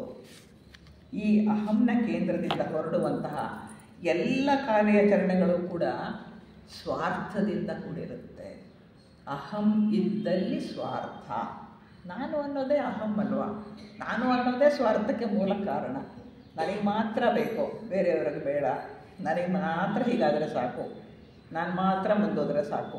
ಇವೆಲ್ಲವೂ ಕೂಡ ನಾನುವಿನ ಒಂದು ಆಟ. ಹಾಗಾಗಿ ಇಲ್ಲಿ ಸ್ವಾರ್ಥದಿಂದ ಏನಾಗ್ತಾ ಇದೆ, ನಮ್ಮ ಮನಸ್ಸು ಇನ್ನಷ್ಟು ಗೊಂದಲ, ಇನ್ನಷ್ಟು ಘರ್ಷಣೆ, ಇನ್ನಷ್ಟು ತಾಪತ್ರಯಗಳಿಗೆ ಸಿಗಾಕೊಳ್ತಾ ಇದೆ ನಮ್ಮ ಮನಸ್ಸು. ಇಲ್ಲಿ ಸ್ವಾರ್ಥದಿಂದ ಎಷ್ಟು ಗೊಂದಲ ಘರ್ಷಣೆಗಳಾಗತ್ತೆ ಅಂದರೆ ಅದು ನಾವು ಇನ್ನಷ್ಟು ಪ್ರಯತ್ನ ಮಾಡುವಂತಹ ಒಂದು ಹಂತಕ್ಕೆ ಹೋಗ್ಬಿಡ್ತೇವೆ. ಪ್ರಯತ್ನಕ್ಕಿಂತ ಮಿಗಿಲಾದ ಇನ್ನೂ ಹೆಚ್ಚಿನ ಪ್ರಯತ್ನ ಮಾಡೋದಕ್ಕೆ ಪ್ರಾರಂಭ ಮಾಡಿಬಿಡ್ತೇವೆ. ಹಾಗಾಗಿ ಅಹಂನಿಂದನೇ ಪ್ರೇರಿತವಾದಂತಹ ನಮ್ಮ ಪ್ರಯತ್ನ ನಮ್ಮ ಯಾವುದೇ ಮೂಲಭೂತ ಸಮಸ್ಯೆಗಳನ್ನು ಪರಿಹರಿಸುವುದಿಲ್ಲ. ಕ್ಲಿಯರಾಗಿ ಕೃಷ್ಣಮೂರ್ತಿಯವರು ಹೇಳ್ತಾರೆ, ಅಹಂನಿಂದ ಪ್ರೇರಿತವಾದಂತಹ ಯಾವುದೇ ಇದು ನಮ್ಮ ಮೂಲಭೂತ ಸಮಸ್ಯೆಗಳನ್ನು ಪರಿಹರಿಸಲು ಸಾಧ್ಯವಿಲ್ಲ. ಈ ವಿಚಾರ ಹೆಚ್ಚಿನ ಜನರಿಗೆ ಗೊತ್ತಿಲ್ಲ. ನಾನು ಪ್ರಯತ್ನ ಮಾಡಬೇಕು ಅಂತಲೇ ಅಂದುಕೊಳ್ತಾರೆ. ನಮ್ಮ ಮಾತಿನಲ್ಲಿ ಎಷ್ಟು ಸರ್ತಿ ಪ್ರಯತ್ನ ಬರುತ್ತೋ ಗೊತ್ತಿಲ್ಲ ಇಡೀ ದಿನಕ್ಕೆ. ನಾನು ಪ್ರಯತ್ನ ಮಾಡ್ತೀನಿ ಅಂತ ಹೇಳೇ ಬಿಡ್ತೀವಿ ನಾವು. ಪ್ರತಿಯೊಂದಕ್ಕೂ ಪ್ರಯತ್ನವೇ ನಮ್ಮದು. ಆ ಸ್ಥಿತಿಗೆ ಮುಟ್ಟಿದ್ದೇವೆ. ಈ ವಿಚಾರ ಹೆಚ್ಚಿನ ಜನಕ್ಕೆ ಗೊತ್ತಿಲ್ಲ. ಪ್ರಯತ್ನ ಇಲ್ಲದಲ್ಲೇ ಆಗುತ್ತೆ. ಹೆಚ್ಚಿನ ಸಮಸ್ಯೆ, ಯಾವ ಸಮಸ್ಯೆನೂ ಪ್ರಯತ್ನದಿಂದ ಬಗೆಹರಿಯಲ್ಲ ಅಂತ. ನಮ್ಮ ಗೊಂದಲಗಳನ್ನು, ನಮ್ಮ ದುಃಖವನ್ನು, ನಮ್ಮ ನೋವನ್ನು ಈ ಪ್ರಯತ್ನ ಇನ್ನೂ ಹೆಚ್ಚಿಗೆ ಮಾಡುತ್ತೆ, ಇನ್ನು ಹೆಚ್ಚು ತೊಂದರೆಯನ್ನು ಉಂಟು ಮಾಡುತ್ತೆ. ಅದು ಇದನ್ನು ತಿಳಿದಲೇ ಜನತೆ ಏನು ಮಾಡ್ತಾರೆ, ಪ್ರಯತ್ನಕ್ಕೆ ಹೆಚ್ಚಿನ ಬೆಲೆ ಕೊಡ್ತಾರೆ. ಆ ಪ್ರಯತ್ನ ಮಾಡಿದಷ್ಟು ಅಷ್ಟು ಪ್ರಯತ್ನ ಗಟ್ಟಿ ಆಗ್ತಾ ನಾನು ಅನ್ನೋದು ಇನ್ನಷ್ಟು ಪ್ರಭಾವಶಾಲಿಯಾಗಿ, ಇನ್ನಷ್ಟು ಗೊಂದಲ, ಇನ್ನಷ್ಟು ತೊಂದರೆ, ಇನ್ನಷ್ಟು ತಾಪತ್ರಯ, ಮಾನಸಿಕವಾಗಿ ಬಹಳಷ್ಟು ಗೊಂದಲಗಳಿಗೆ ಘರ್ಷಣೆಗಳಿಗೆ ಸಿಗಾಕೊಳ್ತೇವೆ ನಾವು. ಇದು ಅವ್ರಿಗೆ ಜನಕ್ಕೆ ಅರ್ಥ ಆಗ್ತಾ ಇಲ್ಲ. ಹಾಗಾದರೆ ಜನತೆ ಪ್ರಯತ್ನಕ್ಕೆ ಮಾತ್ರ ಹೆಚ್ಚಿನ ಬೆಲೆಯನ್ನು ಕೊಡ್ತಾರೆ. ಪ್ರಯತ್ನದ ಬಗ್ಗೆ ಯಾಕೆ ಪ್ರಯತ್ನ ಮಾಡಬೇಕು, ಸಹಜವಾಗಿ ಆಗಲ್ವಾ ಆ ಕೆಲಸ ಅಂತ ಯಾರು ಯೋಚನೆ ಮಾಡ್ತಿಲ್ಲ ಅಂತ ಕೃಷ್ಣಮೂರ್ತಿಯವರು ಹೇಳ್ತಾರೆ. ನಮ್ಮ ಪ್ರಯತ್ನದಿಂದಲೇ ಕಾರ್ಯಸಿದ್ಧಿ ಆಗತ್ತೆ ಅಂತ ಹೇಳಿ ನಾವೆಲ್ಲರೂ ಕೂಡ ನಂಬ್ಕೊಂಡ್ಬಿಟ್ಟಿದ್ದೇವೆ. ಆ ನಂಬಿಕೆಯಿಂದ ನಾವೇನು ಮಾಡ್ತೀವಿ, ಬರೀ ಪ್ರಯತ್ನದ ಕಡೆಗೆ ಗಮನ ಕೊಡ್ತೀವಿ ಹೊರತು ಅದರ ಹಿಂದೆ ಇರುವ ಅಹಮ್ಮನ್ನು ಕಡಿಮೆ ಮಾಡುವಂತಹ ಒಂದು ವಿಷಯಕ್ಕೆ ನಾವು ಕೈ ಹಾಕಕ್ಕೆ ಹೋಗಲ್ಲ. ನಮಗೆ ಗೊತ್ತೇ ಇಲ್ವಲ್ಲ ಅಹಂನಿಂದ ಈ ಪ್ರಯತ್ನ ನಡೀತಿದೆ ಅನ್ನೋ ಅಂಥದ್ದು. ಇದನ್ನು ಅರ್ಥ ಮಾಡ್ಕೊಳ್ಳಿ ಅಂತ ಕೃಷ್ಣಮೂರ್ತಿಯವರು ಹೇಳ್ತಾರೆ. ಈಗ ಪ್ರಯತ್ನದ ಬಗ್ಗೆ ಸಾಕಷ್ಟು ತಿಳ್ಕೊಂಡ್ವಿ, ಆದರೂ ಕೂಡ ಅದರ ಅರ್ಥ ತಿಳ್ಕೊಂಡ್ರೆ ನಮಗೆ ಪ್ರಾಯಶಃ ಬದುಕಿನ ಅರ್ಥ ತಿಳಿಯಬಹುದು ಅಂತ ಕೃಷ್ಣಮೂರ್ತಿಯವರು ಹೇಳ್ತಾರೆ. ಆನಂದವನ್ನು ಪ್ರಯತ್ನಪಟ್ಟು ಗಳಿಸೋದಕ್ಕೆ ಸಾಧ್ಯವಾ? ನನಗೆ ಆನಂದ ಬೇಕು, ಪ್ರಯತ್ನ ಪಡ್ತೀನಿ, ನಾನು ಆನಂದವಾಗಿರೋಕ್ಕಾಗತ್ತಾ? ಪ್ರಯತ್ನ ಪಟ್ಟಷ್ಟು ದುಃಖಕ್ಕೆ ಹೋಗ್ತೀವಿ ಹೊರತು ಆನಂದದ ಕಡೆಗೆ ನಾವು ಹೋಗೋಕ್ಕಾಗಲ್ಲ. ಪ್ರಯತ್ನಪಟ್ಟು ಆನಂದದಿಂದ ಇರೋಕ್ಕಾಗತ್ತಾ ಅಂದರೆ ಇಲ್ಲ. ಆನಂದದಿಂದ ಇರಲಿಕ್ಕೋಸ್ಕರ ಎಷ್ಟು ಒದ್ದಾಟ ನಡೆಸ್ತೇವೆ, ಆದರೂ ಕೂಡ ಸಂತೋಷ ಸಿಗಲ್ಲ. ಸುಖ ಸಿಗುತ್ತೆ, ಸಂತೋಷ ಸಿಗೋದಿಲ್ಲ. ಅದರಿಂದ ಏನಾಗತ್ತೆ ಅಂತಂದರೆ, ಇದು ಸಿಗತ್ತೆ ಅದು ಸಿಗತ್ತೆ ಅಂತ ಹೇಳಿ ವಸ್ತುಗಳ ಹಿಂದೆ, ಜನರ ಹಿಂದೆ, ಗುರುಗಳ ಹಿಂದೆ, ಅದರ ಹಿಂದೆ ಇದರ ಹಿಂದೆ ನಮ್ಮ ಓಡಾಟ ನಿರಂತರವಾಗಿ ನಡೀತಾನೆ ಇರುತ್ತೆ. ಅಲ್ಲಿ ಹೋದರೆ ಅವರು ಹಾಗೆ ಹೇಳ್ತಾರೆ, ಅದರಿಂದ ನನಗೆ ಸಂತೋಷ ಸಿಗುತ್ತೆ, ಇದರಿಂದ ಆಗತ್ತೆ, ಇದರಿಂದ ಅದು ಕಮ್ಮಿ, ಏನೆಲ್ಲ ಪ್ರಯತ್ನಗಳನ್ನು ನಾವು ಮಾಡ್ತಾನೆ ಹೋಗ್ತೀವಿ. ಆದರೂ ಕೂಡ ಯಾರಿಗೂ ಸಂತೋಷ ಅನ್ನೋದು ಸಿಗೋದಿಲ್ಲ. ನಮಗೆ ಆಗುವ ಬೇಸರವನ್ನು ಅದುಮಿಟ್ಟು ನಾವು ಸಂತೋಷವಾಗಿದ್ದೀವಿ ಅಂತ ತೋರಿಸ್ಕೊಳ್ಳೋಕ್ಕೂ ಪ್ರಯತ್ನ ಮಾಡ್ತೀವಿ. ಸಂತೋಷವಾಗಿದ್ದೀವಿ ಅಂತ ನಮಗೆ ನಾವೇ ಮೋಸನೂ ಮಾಡ್ಕೊಳ್ತೇವೆ ಎಷ್ಟೋ ಸರ್ತಿ. ಇಲ್ಲ ನಾನು ಬಹಳ ಆನಂದವಾಗಿದ್ದೇನೆ, ಸಂತೋಷವಾಗಿದ್ದೇನೆ ಅಂತ ಹೇಳ್ಕೊಳ್ತಾ ನನಗೂ ನಾನು ಮೋಸ ಮಾಡ್ಕೊಳ್ತೇನೆ, ಬೇರೆಯವ್ರಿಗೂ ಮೋಸ ಮಾಡುವ ಪ್ರಯತ್ನವನ್ನು ಮಾಡ್ತೇನೆ. ಅಂದರೆ ನಮ್ಮನ್ನು ನಾವು ಹತೋಟಿಯಲ್ಲಿ ಇಟ್ಕೊಂಡು ಕಂಟ್ರೋಲಿಂದ ಮಾತ್ರ ಸಂತೋಷ ಸಿಗುತ್ತೆ ಅಂತ ನಾವು ಹೊರಡ್ತೀವಲ್ವ, ಅದು ಪ್ರಯತ್ನದಿಂದ. ಅದರಿಂದ ಇನ್ನೂ ಹೆಚ್ಚು ತೊಂದರೆಯನ್ನು ಅನುಭವಿಸ್ತೇವೆ. ಇನ್ನು ಕೆಲವರಿದ್ದಾರೆ, ಅವರು ಸ್ವೇಚ್ಛಾ ಪ್ರವೃತ್ತಿಯಿಂದ ಇದ್ಕೊಂಡು ಸಂತೋಷವನ್ನು ಹುಡುಕ್ತಾರೆ. ಆ ಗುಂಪೂ ಇದೆ. ಕೆಲವರು ಶರೀರವನ್ನು ಆಸೆಗಳನ್ನು ಕಂಟ್ರೋಲಲ್ಲಿ ಇಟ್ಕೊಂಡು ಮುಂದಕ್ಕೆ ಹೋದರೆ ಮುಂದುವರಿಯೋದಕ್ಕೆ ಸಾಧ್ಯ ಅಂತ ಕೆಲವರು ಪ್ರಯತ್ನ ಪಟ್ಟರೆ, ಕೆಲವರು ಸ್ವೇಚ್ಛಾಚಾರದಿಂದ ಹೋಗ್ಬೋದು, ಆನಂದ ಸಿಗುತ್ತೆ, ಸುಖ ಸಿಗುತ್ತೆ ಅಂತ ಅವ್ರುಗಳು ಹೋಗ್ತಾರೆ. ಆ ದಾರಿಯೂ ಒಂದು ಉಂಟು. ಇದೆಲ್ಲವೂ ನಡೀತಾ ಇರುತ್ತೆ. ಆದರೆ ಯಾವುದರಿಂದನೂ ಕೂಡ ಹತೋಟಿಯಿಂದಾಗಲಿ ಸ್ವೇಚ್ಛಾಚಾರದಿಂದಾಗಲಿ ಆನಂದ ಅನ್ನೋದು ಸಿಗೋದಿಲ್ಲ ಅನ್ನೋದು ನಮಗೆ ಖಚಿತವಾಗಿ ತಿಳಿದಿರುವಂತಹದ್ದು. ನಮ್ಮ ಜೀವನವನ್ನು ಒಂದು ಸರ್ತಿ ಗಮನಿಸಿ ನೋಡಿ. ಇಷ್ಟು ವರ್ಷ ಬದುಕಿದ್ದೀವಿ, ಹಿಂದಕ್ಕೆ ತಿರುಗಿ ಸಿಂಹಾವಲೋಕನ ಅಂತ ಮಾಡೋದು. ಅಂದರೆ ಇಷ್ಟು ವರ್ಷಗಳಾಗಿದೆಯಲ್ಲ, ಏನೇನು ಮಾಡಿದ್ದೀನಿ ನಾನು, ಅದರಿಂದ ಏನೇನು ನನಗೆ ಸಿಕ್ಕಿದೆ ಅಂತ ಹೇಳಿ ಆಲೋಚನೆಯನ್ನು ಮಾಡ್ತಾ ಹೋಗಿ ಗಮನಿಸಿ ನೋಡಿದ್ರೆ ನಾವು ಉದ್ದಕ್ಕೂ ಕೂಡ ಎಷ್ಟೋ ಸರ್ತಿ ಆಸೆಗಳನ್ನು ಅದುಬಿಟ್ಟೇ ಜೀವನ ಮಾಡಬೇಕಾಗತ್ತೆ. ನಮ್ಮ ಎಲ್ಲ ಆಸೆಗಳು ಪೂರೈಸೋದಿಲ್ಲ. ಚಿಕ್ಕವರಿರುವಾಗ 16-17 ವಯಸ್ಸಿನಲ್ಲಿ ಏನೇನು ಆಸೆಗಳಿರುತ್ತೆ ಅಂದರೆ ಒಂದು 100 ಆಸೆಗಳನ್ನು ಕಟ್ಕೊಂಡಿದ್ದೀವಿ ಅಂತ ಇಟ್ಕೊಂಡ್ರೆ ನಿಜ ಜೀವನದಲ್ಲಿ ಆಗುವಂಥದ್ದು 5-6 ಅಷ್ಟೇ, ಉಳಿದಿದ್ದಷ್ಟು ಫೇಕ್, ಯಾವುದೂ ಆಗೋದೇ ಇಲ್ಲ.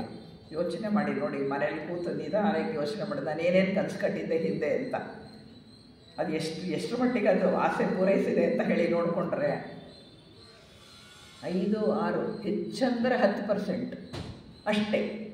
ಇನ್ನು 100ರಲ್ಲಿ 90 ಆಸೆಗಳಿಗೂ ಕೈಗೂಡಿರೋದಿಲ್ಲ. ಇಂಥ ಪರಿಸ್ಥಿತಿ ನಮ್ಮದು, ನಮ್ಮ ಜೀವಿತ ನೋಡಿಕೊಂಡ್ರೆ. ಹಾಗಾಗಿ ನಮ್ಗೆ ಅನಿಸಿದ್ದನ್ನು ಯಾವತ್ತಾದರೂ ಓಪನ್ನಾಗಿ ಹೇಳೋಕ್ಕಾಗತ್ತಾ? ಯಾರೋ ಬಂದು ಏನೋ ಹೇಳಿದ್ರು, ತಟ್ಟಂತ ನನಗೇನೋ ಅನ್ನಿಸ್ತು ವಾಪಸ್ಸು ಹೇಳಬೇಕು ಅಂತ ಹೇಳ್ತೀವ ನಾವು? ಹೇಳಲ್ಲ. ಯಾಕೆ? ನಾನು ತಟ್ಟಂತ ಏನಾದ್ರು ಹೇಳಿದ್ರೆ ಅವ್ರು ನನ್ನ ಬಗ್ಗೆ ಏನು ತಿಳ್ಕೊತಾರೆ? ತಪ್ಪು ತಿಳ್ಕೊಳಲ್ವ? ಏನು ನನ್ನ ತಮ್ಮನವ್ರು ಹಿಂಗೆ ಅಂದ್ಬಿಟ್ರವ, ಅವ್ರು ಸರಿ ಇಲ್ಲ ಅಂದ್ಬಿಟ್ರೆ ಅವರು, ಅದು ಭಯ ಆಗತ್ತೆ ನನಗೆ. ಅಂದರೆ ನಾವು ಎಷ್ಟು ಅದಕ್ಕೊಂಡು ಜೀವನ ಮಾಡ್ತೀವಿ ಅಂತ, ಮಾತಾಡಲಿಕ್ಕೆ ಹೆದರ್ಕೊಂಡು ಜೀವನ ಮಾಡ್ತೀವಿ, ಆಸೆ ಪಡೋದಕ್ಕೆ ಹೆದರ್ಕೊಂಡು ಜೀವನ ಮಾಡ್ತೀವಿ. ಎಲ್ಲರೂ ನಮ್ಮಲ್ಲಿ ಹಿಡಿತಾ ಇದೆ. ಆ ಹಿಡಿತದಿಂದನೇ ನಾವು ಜೀವನ ಮಾಡ್ತಾ ಇರೋವಂಥದ್ದು. ಅಂದರೆ ಎಲ್ಲವನ್ನ ಹೇಳಲಾಗುತ್ತೆ, ಅದು ಬಿಟ್ಟೇ ನಾವು ಇದರೊಳಗೆ ವ್ಯವಹಾರ ಮಾಡ್ತೇವೆ. ಅಂದರೆ ಏನೇನೋ ಒಂದು ಇದು ಫಜೀತಿ ಆಗೋಗುತ್ತೆ ಅಂತ ನಮಗೆ ಗೊತ್ತು. ಅನಿಸಿದ್ದನ್ನೆಲ್ಲ ಹೇಳಿಬಿಟ್ರೆ ಅನಿಸಿದ್ದ ತಾತ್ಕಾಲಿಕವಾಗಿರುತ್ತೆ, ಅದು ಕೂಡ ಅದು ಪರ್ಮನೆಂಟ್ ಆಗಿರುವಂಥದ್ದಲ್ಲ. ಆಲೋಚನೆ ಯಾವತ್ತೂ ತಾತ್ಕಾಲಿಕ. ಅದೇ ಆಲೋಚನೆ ಮತ್ತೆ ಇನ್ನೊಂದ್ಸಲ ಅವ್ರು ಎದುರು ಬಂದಾಗ ಅದು ಬರೋಲ್ಲ. ಹಾಗಾಗಿ ಅದು ಪರ್ಮನೆಂಟ್ ಅಲ್ಲ ಅನ್ನೋದು ನಮಗೆ ಗೊತ್ತಿದೆ. ಹಾಗಾಗಿ ಅದು ಪರ್ಮನೆಂಟ್ ಅಂತ ಅಂದ್ಕೊಂಡು ನಾವು ತಟ್ಟಂತ ಹೇಳಿಬಿಟ್ರೆ ಏನೇನು ಫಜೀತಿಗಳಾಗ್ಬೋದೋ ಎಲ್ಲ ಆಗ್ಬಿಡುತ್ತೆ. ಅದಕ್ಕೆ ಯಾರು ಹೇಳಕ್ಕೆ ಹೋಗಲ್ಲ, ಸುಮ್ಮನಾಗ್ಬಿಡ್ತಾರೆ. ಸುಮ್ಮನಾಗೋದು ಅಂದ್ರೇನು? ಅದನ್ನು ಅದು ಬಿಡೋದು, ಈ ವಿಷಯ ನಡೀತಾ ಇರುತ್ತೆ. ಹಾಗಾಗಿ ಅನಿಸಿದ್ದನ್ನು ಹೇಳುವ ಧೈರ್ಯ ಎಷ್ಟು ಜನಕ್ಕಿದೆ?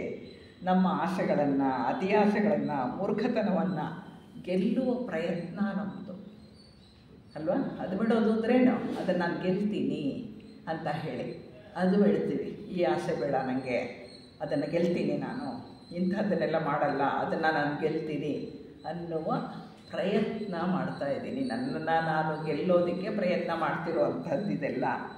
ಅಂದರೆ ಇಲ್ಲಿ ಬರೀ ನಿರಂತರ ಹೋರಾಟ ಇದೆ. ಗೆಲುವು ಆಗಿದೆಯಾ? ಯೋಚನೆ ಮಾಡಿ ನೋಡಿ. ಪ್ರಯತ್ನದಿಂದ ಗೆಲುವು ಆಗಿದೆಯಾ ಯಾವತ್ತಾದರೂ? ಆಗಲ್ಲ.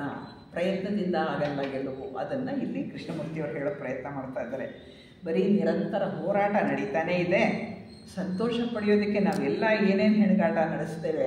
ಶಾಂತಿ ಬೇಕು, ಪ್ರೇಮ ಬೇಕು, ಎಲ್ಲ ಬೇಕು ನಮ್ಗೆ. ಅವೆಲ್ಲ ಕರುಣೆ ಬೇಕು. ಅದಕ್ಕೋಸ್ಕರ ಹೋರಾಟ ಮಾಡ್ತೀವಿ ನಾವು. ಅದರ ಪರಿಣಾಮ ಏನು ಅಂತಂದರೆ ಶಾಂತಿ, ಪ್ರೇಮ, ಆನಂದ ಇವೆಲ್ಲ ಸಿಕ್ಕಿದೆಯಾ ಅಂದರೆ ಸಿಕ್ಕಿಲ್ಲ. ಇನ್ನು ನಮ್ಮ ಹೋರಾಟ ನಡೆದೇ ಇದೆ, ನಮ್ಮ ಪ್ರಯತ್ನ ನಡೆದೇ ಇದೆ. ಒಬ್ಬೊಬ್ಬರು ಕೂಡ ಇದು ಆಲೋಚಿಸಬೇಕಾದಂಥ ವಿಷಯ. ನಾವು ಅಂದ್ಕೊಂಡಿದ್ದಾಗಿದೆಯಾ? ಯಾಕಾಗಿಲ್ಲ? ಇಷ್ಟು ವರ್ಷಗಳಾದರೂ ನಾನು ಇಷ್ಟು ಧ್ಯಾನ ಮಾಡಿದ್ದೀವಲ್ಲ, ಇಷ್ಟು ಓದಿದ್ದೀವಲ್ಲ, ಇಷ್ಟೊಂದು ನೈತಿಕವಾಗಿ ನಾವು ಶುಭ್ರವಾಗಿದ್ದೀವಲ್ಲ, ಬೇರೆಯವರಿಗಿಂತ ಅಲ್ಲೂ ಇದೆ ಅಲ್ಲ, ಬೇರೆಯವ್ರಿಗಿಂತ ಅದನ್ನು ನಾವು ಇಟ್ಕೊಂಡಿದ್ದೀವಿ. ಯಾಕೆಂದರೆ ಅವರಿಗಿಂತ ನಾವು ಹೆಚ್ಚು, ಅವರಿಗಿಂತ ನಾವು ಮೇಲೆ, ಈ ಒಂದು ಭಾವನೆಗಳಿದೆ. ಪ್ರಯತ್ನ ಅನ್ನೋದು ಈಗಿರುವ ಸ್ಥಿತಿಯನ್ನು ನಾವು ಬದಲಾಯಿಸೋದಕ್ಕೆ ಮಾಡುವಂತಹ ಒಂದು ಹೋರಾಟ. ನಾವು ಮಾಡ್ತಿರೋದೇನು? ನಮ್ಮೊಂದಿಗೆ ನಾವು ಹೋರಾಟ ಮಾಡ್ತಾಯಿದ್ದೀವಿ. ಯಾಕೆಂದರೆ ನಾನು ಬದಲಾಯಿಸ್ಕೋಬೇಕು ಅಂತ ಅಂದುಕೊಂಡಿದ್ದೀನಿ. ಅದರಿಂದ ನಾನು ಈ ಹೋರಾಟವನ್ನು ಮಾಡ್ತಾಯಿದ್ದೇನೆ. ನಾವೇನೋ ಆಗಬೇಕು ಅಂತ ಒಂದು ಗುರಿ ಇಟ್ಕೊಂಡಿದ್ದೀವಲ್ವ, ಅದರಂತೆ ಪ್ರಯತ್ನ, ಅದರಂತೆ ಹೋರಾಟ, ಅದರಂತೆ ಕಷ್ಟಪಡೋದು. ಅದಕ್ಕಾಗಿ ಬದಲಾವಣೆ ಆಗೇ ಇಲ್ವಾ? ನಾನೇನು ಅಂದರೆ ಎಲ್ಲೋ ಅಲ್ಪ ಸ್ವಲ್ಪ ಆಗಿದೆ, ಖಂಡಿತ ಆಗಿದೆ, ಇಲ್ಲ ಅಂತ ನಾನು ಹೇಳಲ್ಲ. ಅದರದ್ದು ಡ್ರಾಸ್ಟಿಕ್ಕಾಗಿ ಪೂರ್ತಿಯಾಗಿ ಆಗಿದೆಯಾ? ಆಗಿಲ್ಲ. ಯಾಕಾಗಿಲ್ಲ? ನಾವು ಅಂದ್ಕೊತೀವಿ ಪ್ರಯತ್ನ ಸಾಲ್ತು, ಅದಕ್ಕೆ ಆಗಿಲ್ಲ ಅಂತ ಅಂದುಕೊಳ್ತೇವೆ. ಆದರೆ ಅಲ್ಪ ಸ್ವಲ್ಪ ಬದಲಾವಣೆ ಅಂತೂ ಆಗಿದೆ. ನಿಜವಾದ ತೃಪ್ತಿ ಸಿಗಬೇಕು ಅಂತಂದರೆ ನಾವು ನಿಜವಾಗಿ ಇರುವುದನ್ನು ಇರುವ ಹಾಗೆ ಅರ್ಥ ಮಾಡ್ಕೊಳ್ಬೇಕು. ಅಂದರೆ ನಾನು ಪರಿಪೂರ್ಣವಾಗಿ ಬದಲಾಗಬೇಕು ಅಂದರೆ ಮೊದಲು ನಾನು ಏನು ಅನ್ನೋದನ್ನು ತಿಳ್ಕೊಳ್ಬೇಕು. ನನಗೆ ಕೋಪ ಬರುತ್ತೆ ಅಂತ ಆಲೋಚನೆ ಮಾಡ್ತೇನೆ ಹೊರತು ಯಾಕೆ ಕೋಪ ಬರ್ತಿದೆ ಅಂತ ಆಲೋಚನೆ ಮಾಡ್ತಿದ್ದೀನ, ಯಾಕೆ ನನಗೆ ಆಸೆಗಳಿದೆ ಅಂತ ಆಲೋಚನೆ ಮಾಡ್ತಿದ್ದೀನ, ಯಾಕೆ ಅದರ ಹಿನ್ನೆಲೆ ಹೋಗಿದ್ದೀನ, ಹೋಗಲ್ಲ. ನಾವೇನು ಮಾಡ್ತೀವಿ, ಬರೀ ಮೇಲಿನದನ್ನು ಅದು ಬಿಟ್ಟು ಜೀವನ ನಡೆಸುವಂತಹ ಒಂದು ಪ್ರಯತ್ನವನ್ನು ಮಾಡ್ತಾ ಹೋಗ್ತಾ ಇದ್ದೇವೆ. ನಾವು ಏನಿದೆ, ನಾವು ನಿಜವಾಗಿ ಏನು ಅದನ್ನು ಅರ್ಥ ಮಾಡ್ಕೊಳ್ಳೋ ಪ್ರಯತ್ನ ನಾವು ಮಾಡ್ತಾ ಇಲ್ಲ, ಅರ್ಥ ಮಾಡ್ಕೊಳ್ಳುವ ಪ್ರಕ್ರಿಯೆಯನ್ನು ನಡೆಸ್ತಾ ಇಲ್ಲ. ಅಲ್ಲಿ ಮತ್ತೆ ಪ್ರಯತ್ನ ಬರುತ್ತೆ. ಪ್ರಯತ್ನ ಬೇಡ, ಪ್ರಕ್ರಿಯೆನೇ ನಾವು ಇದು ಮಾಡಿಲ್ಲ. ಕೃಷ್ಣಮೂರ್ತಿ ಅವರು ಹೇಳ್ತಾರೆ, ನೀವು ಏನು ಅನ್ನೋದನ್ನು ಮೊದಲು ನೀವು ಅದನ್ನು ಅರ್ಥ ಮಾಡ್ಕೊಳ್ಳಿ. What are you, what is you, ನೀವು ಅಂದರೆ ಏನು, ನಿಮ್ಮ ಆಲೋಚನೆಗಳೇನು, ನಿಮ್ಮ ಭಾವನೆಗಳೇನು, ನಿಮ್ಮ ನೆನಪುಗಳೇನು, ನಿಮ್ಮದು ಏನಿದೆ ಎಲ್ಲ ನೀವು ಒಟ್ಟಾಗಿ ಸರಕು ಯಾವುದು ನಿಮ್ಮದು, ಆ ಸರಕು ಏನಿದೆ ಅಂತ ನೋಡಿ ಅಂತ ಹೇಳ್ತಾರೆ. ಅಂದರೆ ನಿಜವಾದ ತೃಪ್ತಿ ಆನಂದ ಸಿಗಬೇಕಾಗಿದ್ದರೆ ನಾವು ನಿಜವಾಗಿ ಇರುವುದನ್ನು ಇರುವ ಹಾಗೆ ಅರಿಯಬೇಕು. ಅಂದರೆ ನಾನು ಏನಾಗಿದ್ದೇನೋ ಅದನ್ನು ನಾನು ಇರುವಂತೆ ನನ್ನನ್ನು ನಾನು ಒಪ್ಕೋಬೇಕು. ನಾನು ಏನಾಗಿದ್ದೇನೆ ಅದನ್ನು ಆಕ್ಸೆಪ್ಟ್ ಮಾಡಬೇಕು. ಆವಾಗ ಅದಕ್ಕೆ ಪ್ರಾಮುಖ್ಯತೆಯನ್ನು ಕೊಡಬೇಕು. ಅದನ್ನು ವಾಸ್ತವ ಅಂತ ಕೃಷ್ಣಮೂರ್ತಿ ಕರೀತಾರೆ. ದಟ್ ಈಸ್ ವಾಸ್ತವ. ಅಂದರೆ ನಾನು ಏನಾಗಿದ್ದೀನಿ ಅನ್ನೋದೇ ಸತ್ಯ ಈಗ ಅಲ್ವಾ. ಆಮೇಲೆ ಬದಲಾಯಿಸೋದು ಆಮೇಲೆ, ಪರಿವರ್ತನೆ ಆಮೇಲೆ. ಈಗ ಮೊದಲು ನಾನು ಏನು ಅನ್ನೋದು ನಾನು ತಿಳ್ಕೊಬೇಕಲ್ವ. ವಾಸ್ತವವನ್ನು ಅರ್ಥ ಮಾಡ್ಕೊಳ್ಳಿ ಅಂತ ಕೃಷ್ಣಮೂರ್ತಿ ಅವರು ಹೇಳ್ತಾರೆ. ವಾಸ್ತವ ನೀವೇನು ಅದನ್ನು ಅರ್ಥ ಮಾಡ್ಕೊಳ್ಳಿ. ಆಗ ಅರ್ಥ ಆದಾಗ ನಿಜವಾದ ತೃಪ್ತಿ ಸಿಗತ್ತೆ. ಯಾವಾಗ ನಾವು ವಾಸ್ತವವನ್ನು ಗುರುತಿಸ್ತೇವೋ, ಅದರ ಬಗ್ಗೆ ಎಚ್ಚರ ಉಳ್ಳವರಾಗ್ತೇವೋ, ಆಗ ನಿಜವಾಗಿ ಬದಲಾವಣೆನೂ ಆಗುತ್ತೆ, ತೃಪ್ತಿನೂ ಸಿಗತ್ತೆ. ಅಲ್ಲಿವರೆಗೆ ಇಲ್ಲ.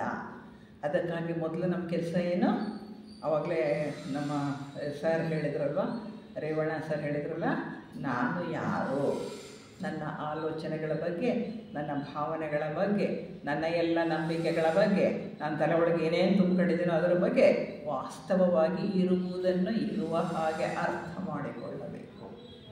ಬರೀ ನಾನು ಅಂದರೆ ನನ್ನ ಶರೀರ, ನನ್ನ ವಿದ್ಯೆ, ನನ್ನ ಇದು ಮಾತ್ರ ಅಲ್ಲ. ನನ್ನ ಒಳಗೊಂದು ಸರಕಿದೆಯಲ್ವ, ನನ್ನ ನಂಬಿಕೆ, ನನ್ನ ಸಿದ್ಧಾಂತ, ನನ್ನದು ಏನೇನೋ ಆಲೋಚನೆಗಳ ಕಂತೆ ಏನೇನು ತುಂಬಿಕೊಂಡಿದ್ದೀನೋ ಅದೆಲ್ಲವೂ ನಾನು.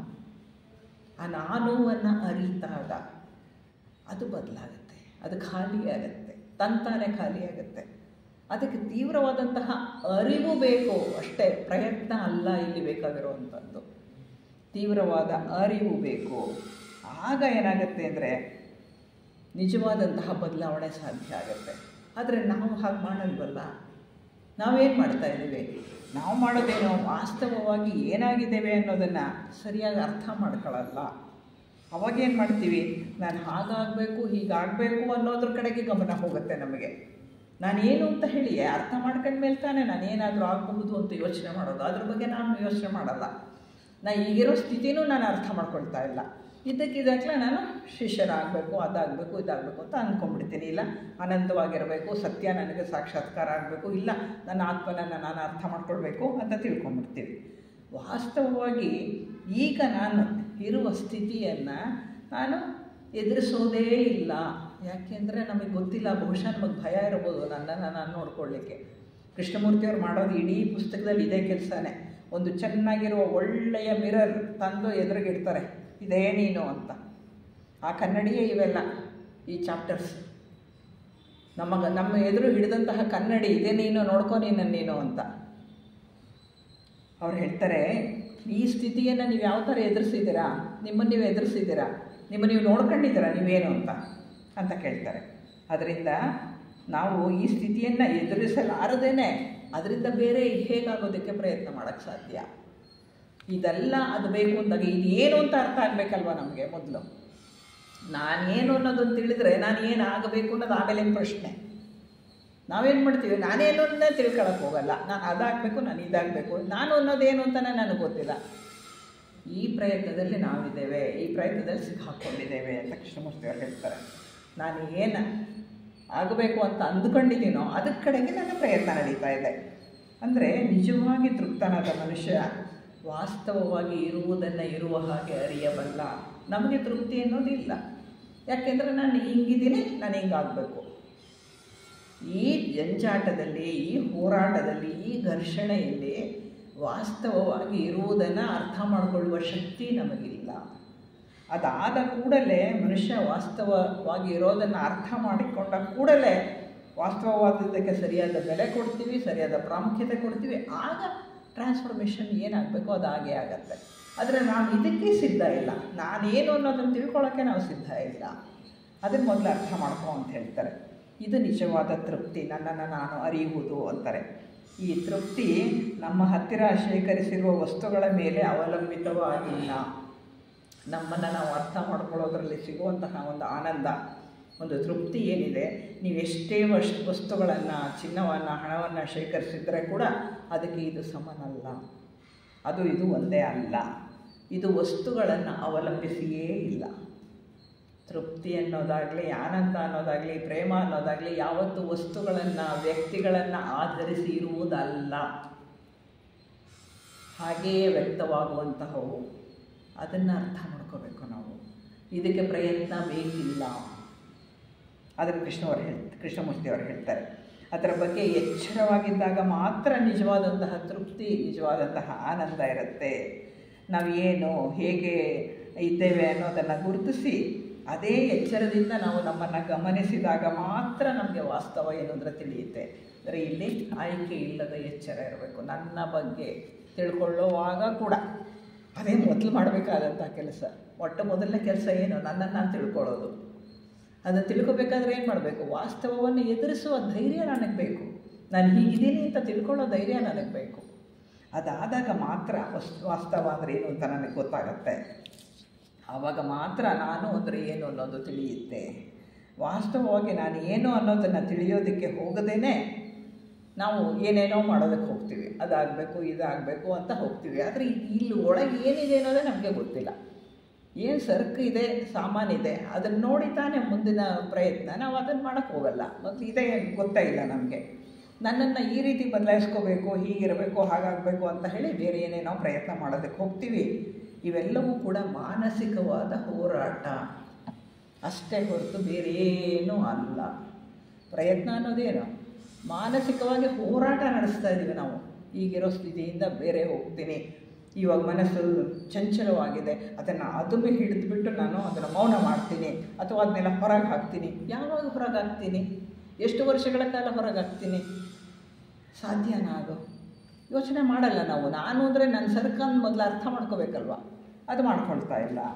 ಅದನ್ನ ಬದಲಾಯಿಸೋದಕ್ಕೆ ಪ್ರಯತ್ನ ಮಾಡೋದಕ್ಕೆ ನಾವು ಶುರು ಮಾಡ್ತೇವೆ, ಪ್ರಯತ್ನ ಮಾಡ್ತೇವೆ. ಆದರೆ ಪ್ರಪಂಚದಲ್ಲಿ ತಂತ್ರಜ್ಞಾನ ಆಗಲಿ, ವಿಜ್ಞಾನ ಆಗಲಿ, ಏನೇನೇನೇನೋ ಆವಿಷ್ಕಾರಗಳಾಗಿ ಹೋಗಿದೆ. ಈಗಿನ ನಮ್ಮ ಬ್ರದರ್ ಹೇಳ್ತಾ ಇದ್ರು, 50 ವರ್ಷದ ಹಿಂದೆ ಇದ್ದ ಆವಿಷ್ಕಾರಗಳು ಈಗೂ ಅಜಗಜಾಂತರ ವ್ಯತ್ಯಾಸ. ಈ ಎಲ್ಲವನ್ನ ನಾವು ನೋಡಿದ್ದೇವೆ. ಸೌದೆ ಒಲೆಯಲ್ಲಿ ಅಡುಗೆ ಮಾಡಿದವರು ನಾವೇ, ಈಗ ಗ್ಯಾಸಲ್ಲಿ ಅಡುಗೆ ಮಾಡ್ತಿರೋರು ನಾವೇ. ಮಧ್ಯದಲ್ಲಿ ಅನೇಕ ಘಟ್ಟಗಳು, ಸೀಮೆ ಎಣ್ಣೆ ಬಂತು, ಇಂಚಿನ್ ಬಂತು, ಅದು ಬಂತು, ಇದು ಬಂತು, ಪಂಪ್ ಸ್ಟವ್ ಬಂತು, ಬತ್ತಿ ಸ್ಟವ್ ಬಂತು, ಏನೇನೋ ಬಂದವು. ಎಲ್ಲ ಬಂದು, ಕರೆಂಟ್ ಸ್ಟವ್ ಬಂದು, ಇವಾಗ ಕೊನೆಗೆ ಗ್ಯಾಸಿಗೆ ಬಂದು ನಿಂತಿದ್ದೀವಿ. ಇದು ಆವಿಷ್ಕಾರ. ಅದರ ಒಂದು ಭಾಗವಾಗಿ ನಾವಿದ್ದೇವೆ. ಇದೆಲ್ಲ ಸೈನ್ಸಲ್ಲಿ ಇದರಲ್ಲಿ ನಡೀತಾ ಇರುತ್ತೆ. ಈ ಪ್ರಯತ್ನದಲ್ಲಿ ಅನೇಕ ಸಾಧನಗಳು ಬಂದವು, ಎಲ್ಲದೂ ನಡೀತಾ ಇದೆ. ಟಿ ವಿಗಳಾಗಿರ್ಬೋದು, ಉಪಗ್ರಹಗಳಾಗಿರ್ಬೋದು, ಎಲ್ಲವೂ ನಮಗೆ ಗೊತ್ತಿದೆ. ಆದರೆ ಈ ಪ್ರಯತ್ನದ ರೀತಿಯಲ್ಲಿಯೇ ನನ್ನನ್ನು ನಾನು ಬದಲಾಯಿಸ್ಕೊಳ್ಳೋದಕ್ಕೆ ನಾವು ಪ್ರಯತ್ನ ಮಾಡೋದಕ್ಕೆ ಹೋದರೆ ಅದು ಆಗ್ತಾ ಇಲ್ಲ. ಯಾಕೆ ಅಂತ ನಾವು ಅರ್ಥ ಮಾಡ್ಕೊಳ್ಳೋ ಪ್ರಯತ್ನ ಮಾಡ್ಕೊಳ್ತಾ ಇಲ್ಲ. ವಿಜ್ಞಾನದ ಆವಿಷ್ಕಾರಗಳನ್ನು ಉಪಯೋಗಿಸ್ಕೊಂಡು ಸುಂದರ ಸಮಾಜ ಕಟ್ಟಬಹುದು ಅಂತ ಹೇಳಿ ಅಂದ್ಕೊಂಡಿದ್ದರೆ ಆದರೆ ಮಾನಸಿಕ ಘರ್ಷಣೆಗಳನ್ನು ತಡೆಯಲಿಕ್ಕೆ ಸಾಧ್ಯನಾ? ಈಗ ನೋಡಿದರೆ ವೈಜ್ಞಾನಿಕವಾಗಿ ಎಷ್ಟೆಲ್ಲ ಆವಿಷ್ಕಾರಗಳಾಗಿದೆ. ಆದರೆ ಪ್ರಪಂಚದಲ್ಲಿ ಯುದ್ಧ ನಿಂತಿದೆಯಾ? ಹಿಂಸೆ ನಿಂತಿದೆಯಾ? ಜನ ಹಸುವಿನಿಂದ ಸಾಯ್ತಾ ಇರೋರನ್ನ ಗುಂಡು ಹಾಕಿ ಕೊಲ್ತಾರಲ್ಲ, ಈ ಕ್ರೌರ್ಯಕ್ಕೆ ಕೊನೆ ಆಗಿದೆಯಾ? ಇವರೆಲ್ಲ ಎಜುಕೇಟೆಡ್ ಫೆಲೋಸೇ ಅಲ್ವಾ? ವಿಜ್ಞಾನದಲ್ಲಿ ಮುಂದುವರೆದವರೇ ಅಲ್ವಾ? ಇಂಥವ್ರು ಮಾಡ್ತಿರೋ ಕೆಲಸ ಏನು? ಎಲ್ಲ ಜೀವಿಗಳು ಒಂದೇ ಅಂತ ಅವ್ರು ಅಂದ್ಕೊಂಡಿಲ್ಲ. ನಾನು ಬೇರೆ, ನೀನು ಬೇರೆ. ಅಹಂನ ಕೆಲಸ ಎಷ್ಟು ವೈಭವೀಕೃತವಾಗ್ತಾ ಇದೆ ಅಂದರೆ ಯಾವ ಆವಿಷ್ಕಾರದಿಂದನೂ ಸಮಾಜವನ್ನು ಸರಿ ಮಾಡಲಿಕ್ಕೆ ಸಾಧ್ಯ ಇಲ್ಲ. ಅದನ್ನು ಕೃಷ್ಣಮೂರ್ತಿಯವರು ಹೇಳ್ತಾರೆ. ಏನೋ ಅದ್ಭುತವಾಗಿ ಇದಾದರೆ ಒಂಚೂರು ಸಮಾಜನ ಸರಿ ಮಾಡಬಹುದು ಅಂತ ಹೇಳಿ ನಾವು ಅಂದ್ಕೊಂಡಿದ್ದರೆ ಅದು ಹಾಗಲ್ವೇ ಅಲ್ಲ ಅಂತಾರೆ. ಪದೇ ಪದೇ ಹೀಗೆ ಅದ್ಭುತವಾಗಿ ಕಟ್ಟಲ್ಪಟ್ಟ ಸಮಾಜಗಳು ಒಡೆದಿರೋದನ್ನು, ಚೂರು ಚೂರಾಗಿರೋದನ್ನು ಇತಿಹಾಸದ ಪುಟಗಳನ್ನು ತೆಗೆದು ನೋಡಿದ್ರೆ ಹೇಳುತ್ತೆ. ಅದು ಇಂಥ ಒಂದು ಇದಿತ್ತಂತೆ, ಸಮಾಜ ಇತ್ತಂತೆ, ಹೀಗಿದ್ರಂತೆ, ಅಟ್ಲಾಂಟಿಕ್ ಸಿಟಿ, ಏನು ರೇಸ್ ಹೀಗಿತ್ತಂತೆ, ಅದು ಹಾಗಿತ್ತಂತೆ, ಎಲ್ಲ ನಮಗೆ ಗೊತ್ತಿರೋವಂಥದ್ದೇ. ಆದರೆ ಎಲ್ಲ ಏನಾದವು? ಒಡೆದು ಚೂರು ಚೂರಾದವು.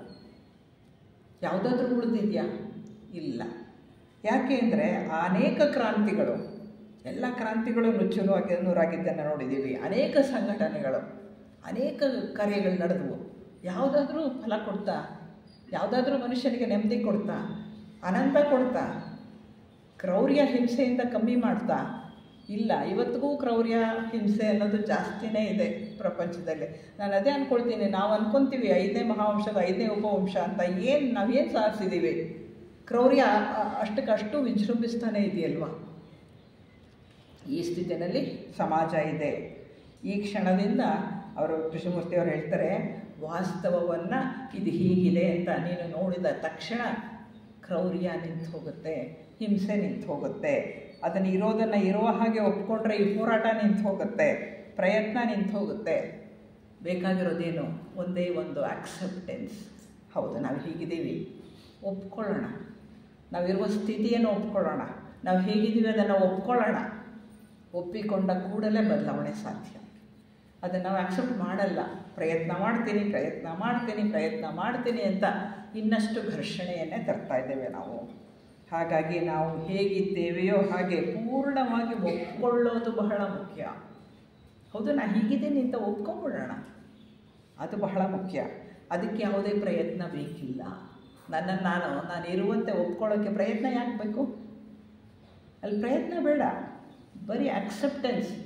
ಹೌದು, ನಾನು ಹೀಗಿದ್ದೀನಿ ಅಷ್ಟೇ. ಅದು ಬಹಳ ಮುಖ್ಯ ಆಗುತ್ತೆ ಅಂತ ಕೃಷ್ಣಮೂರ್ತಿಯವರು ಹೇಳ್ತಾರೆ. ಜಾಯ್ ಮತ್ತು ಹ್ಯಾಪಿನೆಸ್ ಬಗ್ಗೆ ಹೇಳ್ತಾ, ಆನಂದ ಮತ್ತು ಹರ್ಷ ಪ್ರಯತ್ನದ ಮುಖಾಂತರ ಸಿಗಲ್ಲ. ಸೃಷ್ಟಿ ಅನ್ನೋದು ಪ್ರಯತ್ನದ ಮುಖಾಂತರ ನಡೆಯೋದಿಲ್ಲ. ಈಗ ಇಷ್ಟು ಗಿಡ ಬೆಳಿಗ್ಗೆ ಹೊತ್ತಿಗೆ ಇನ್ನೊಂದಿಷ್ಟು 2 ಎಲೆ ಎಕ್ಸ್ಟ್ರಾ ಬಂದಿರುತ್ತೆ. ಒಂದು ಮಗು ಹೂವಾಗಿ ಅರಳ್ತಾ ಇರುತ್ತೆ. ಯಾವುದಕ್ಕಾದ್ರೂ ಕಷ್ಟಪಡುತ್ತಾ ಅದು? ಅದಕ್ಕೆ ನೀವೇನಾದ್ರು ಪ್ರಯತ್ನ ಮಾಡಿ ಇದು ಮಾಡ್ತೀರಾ? ಇಲ್ಲ.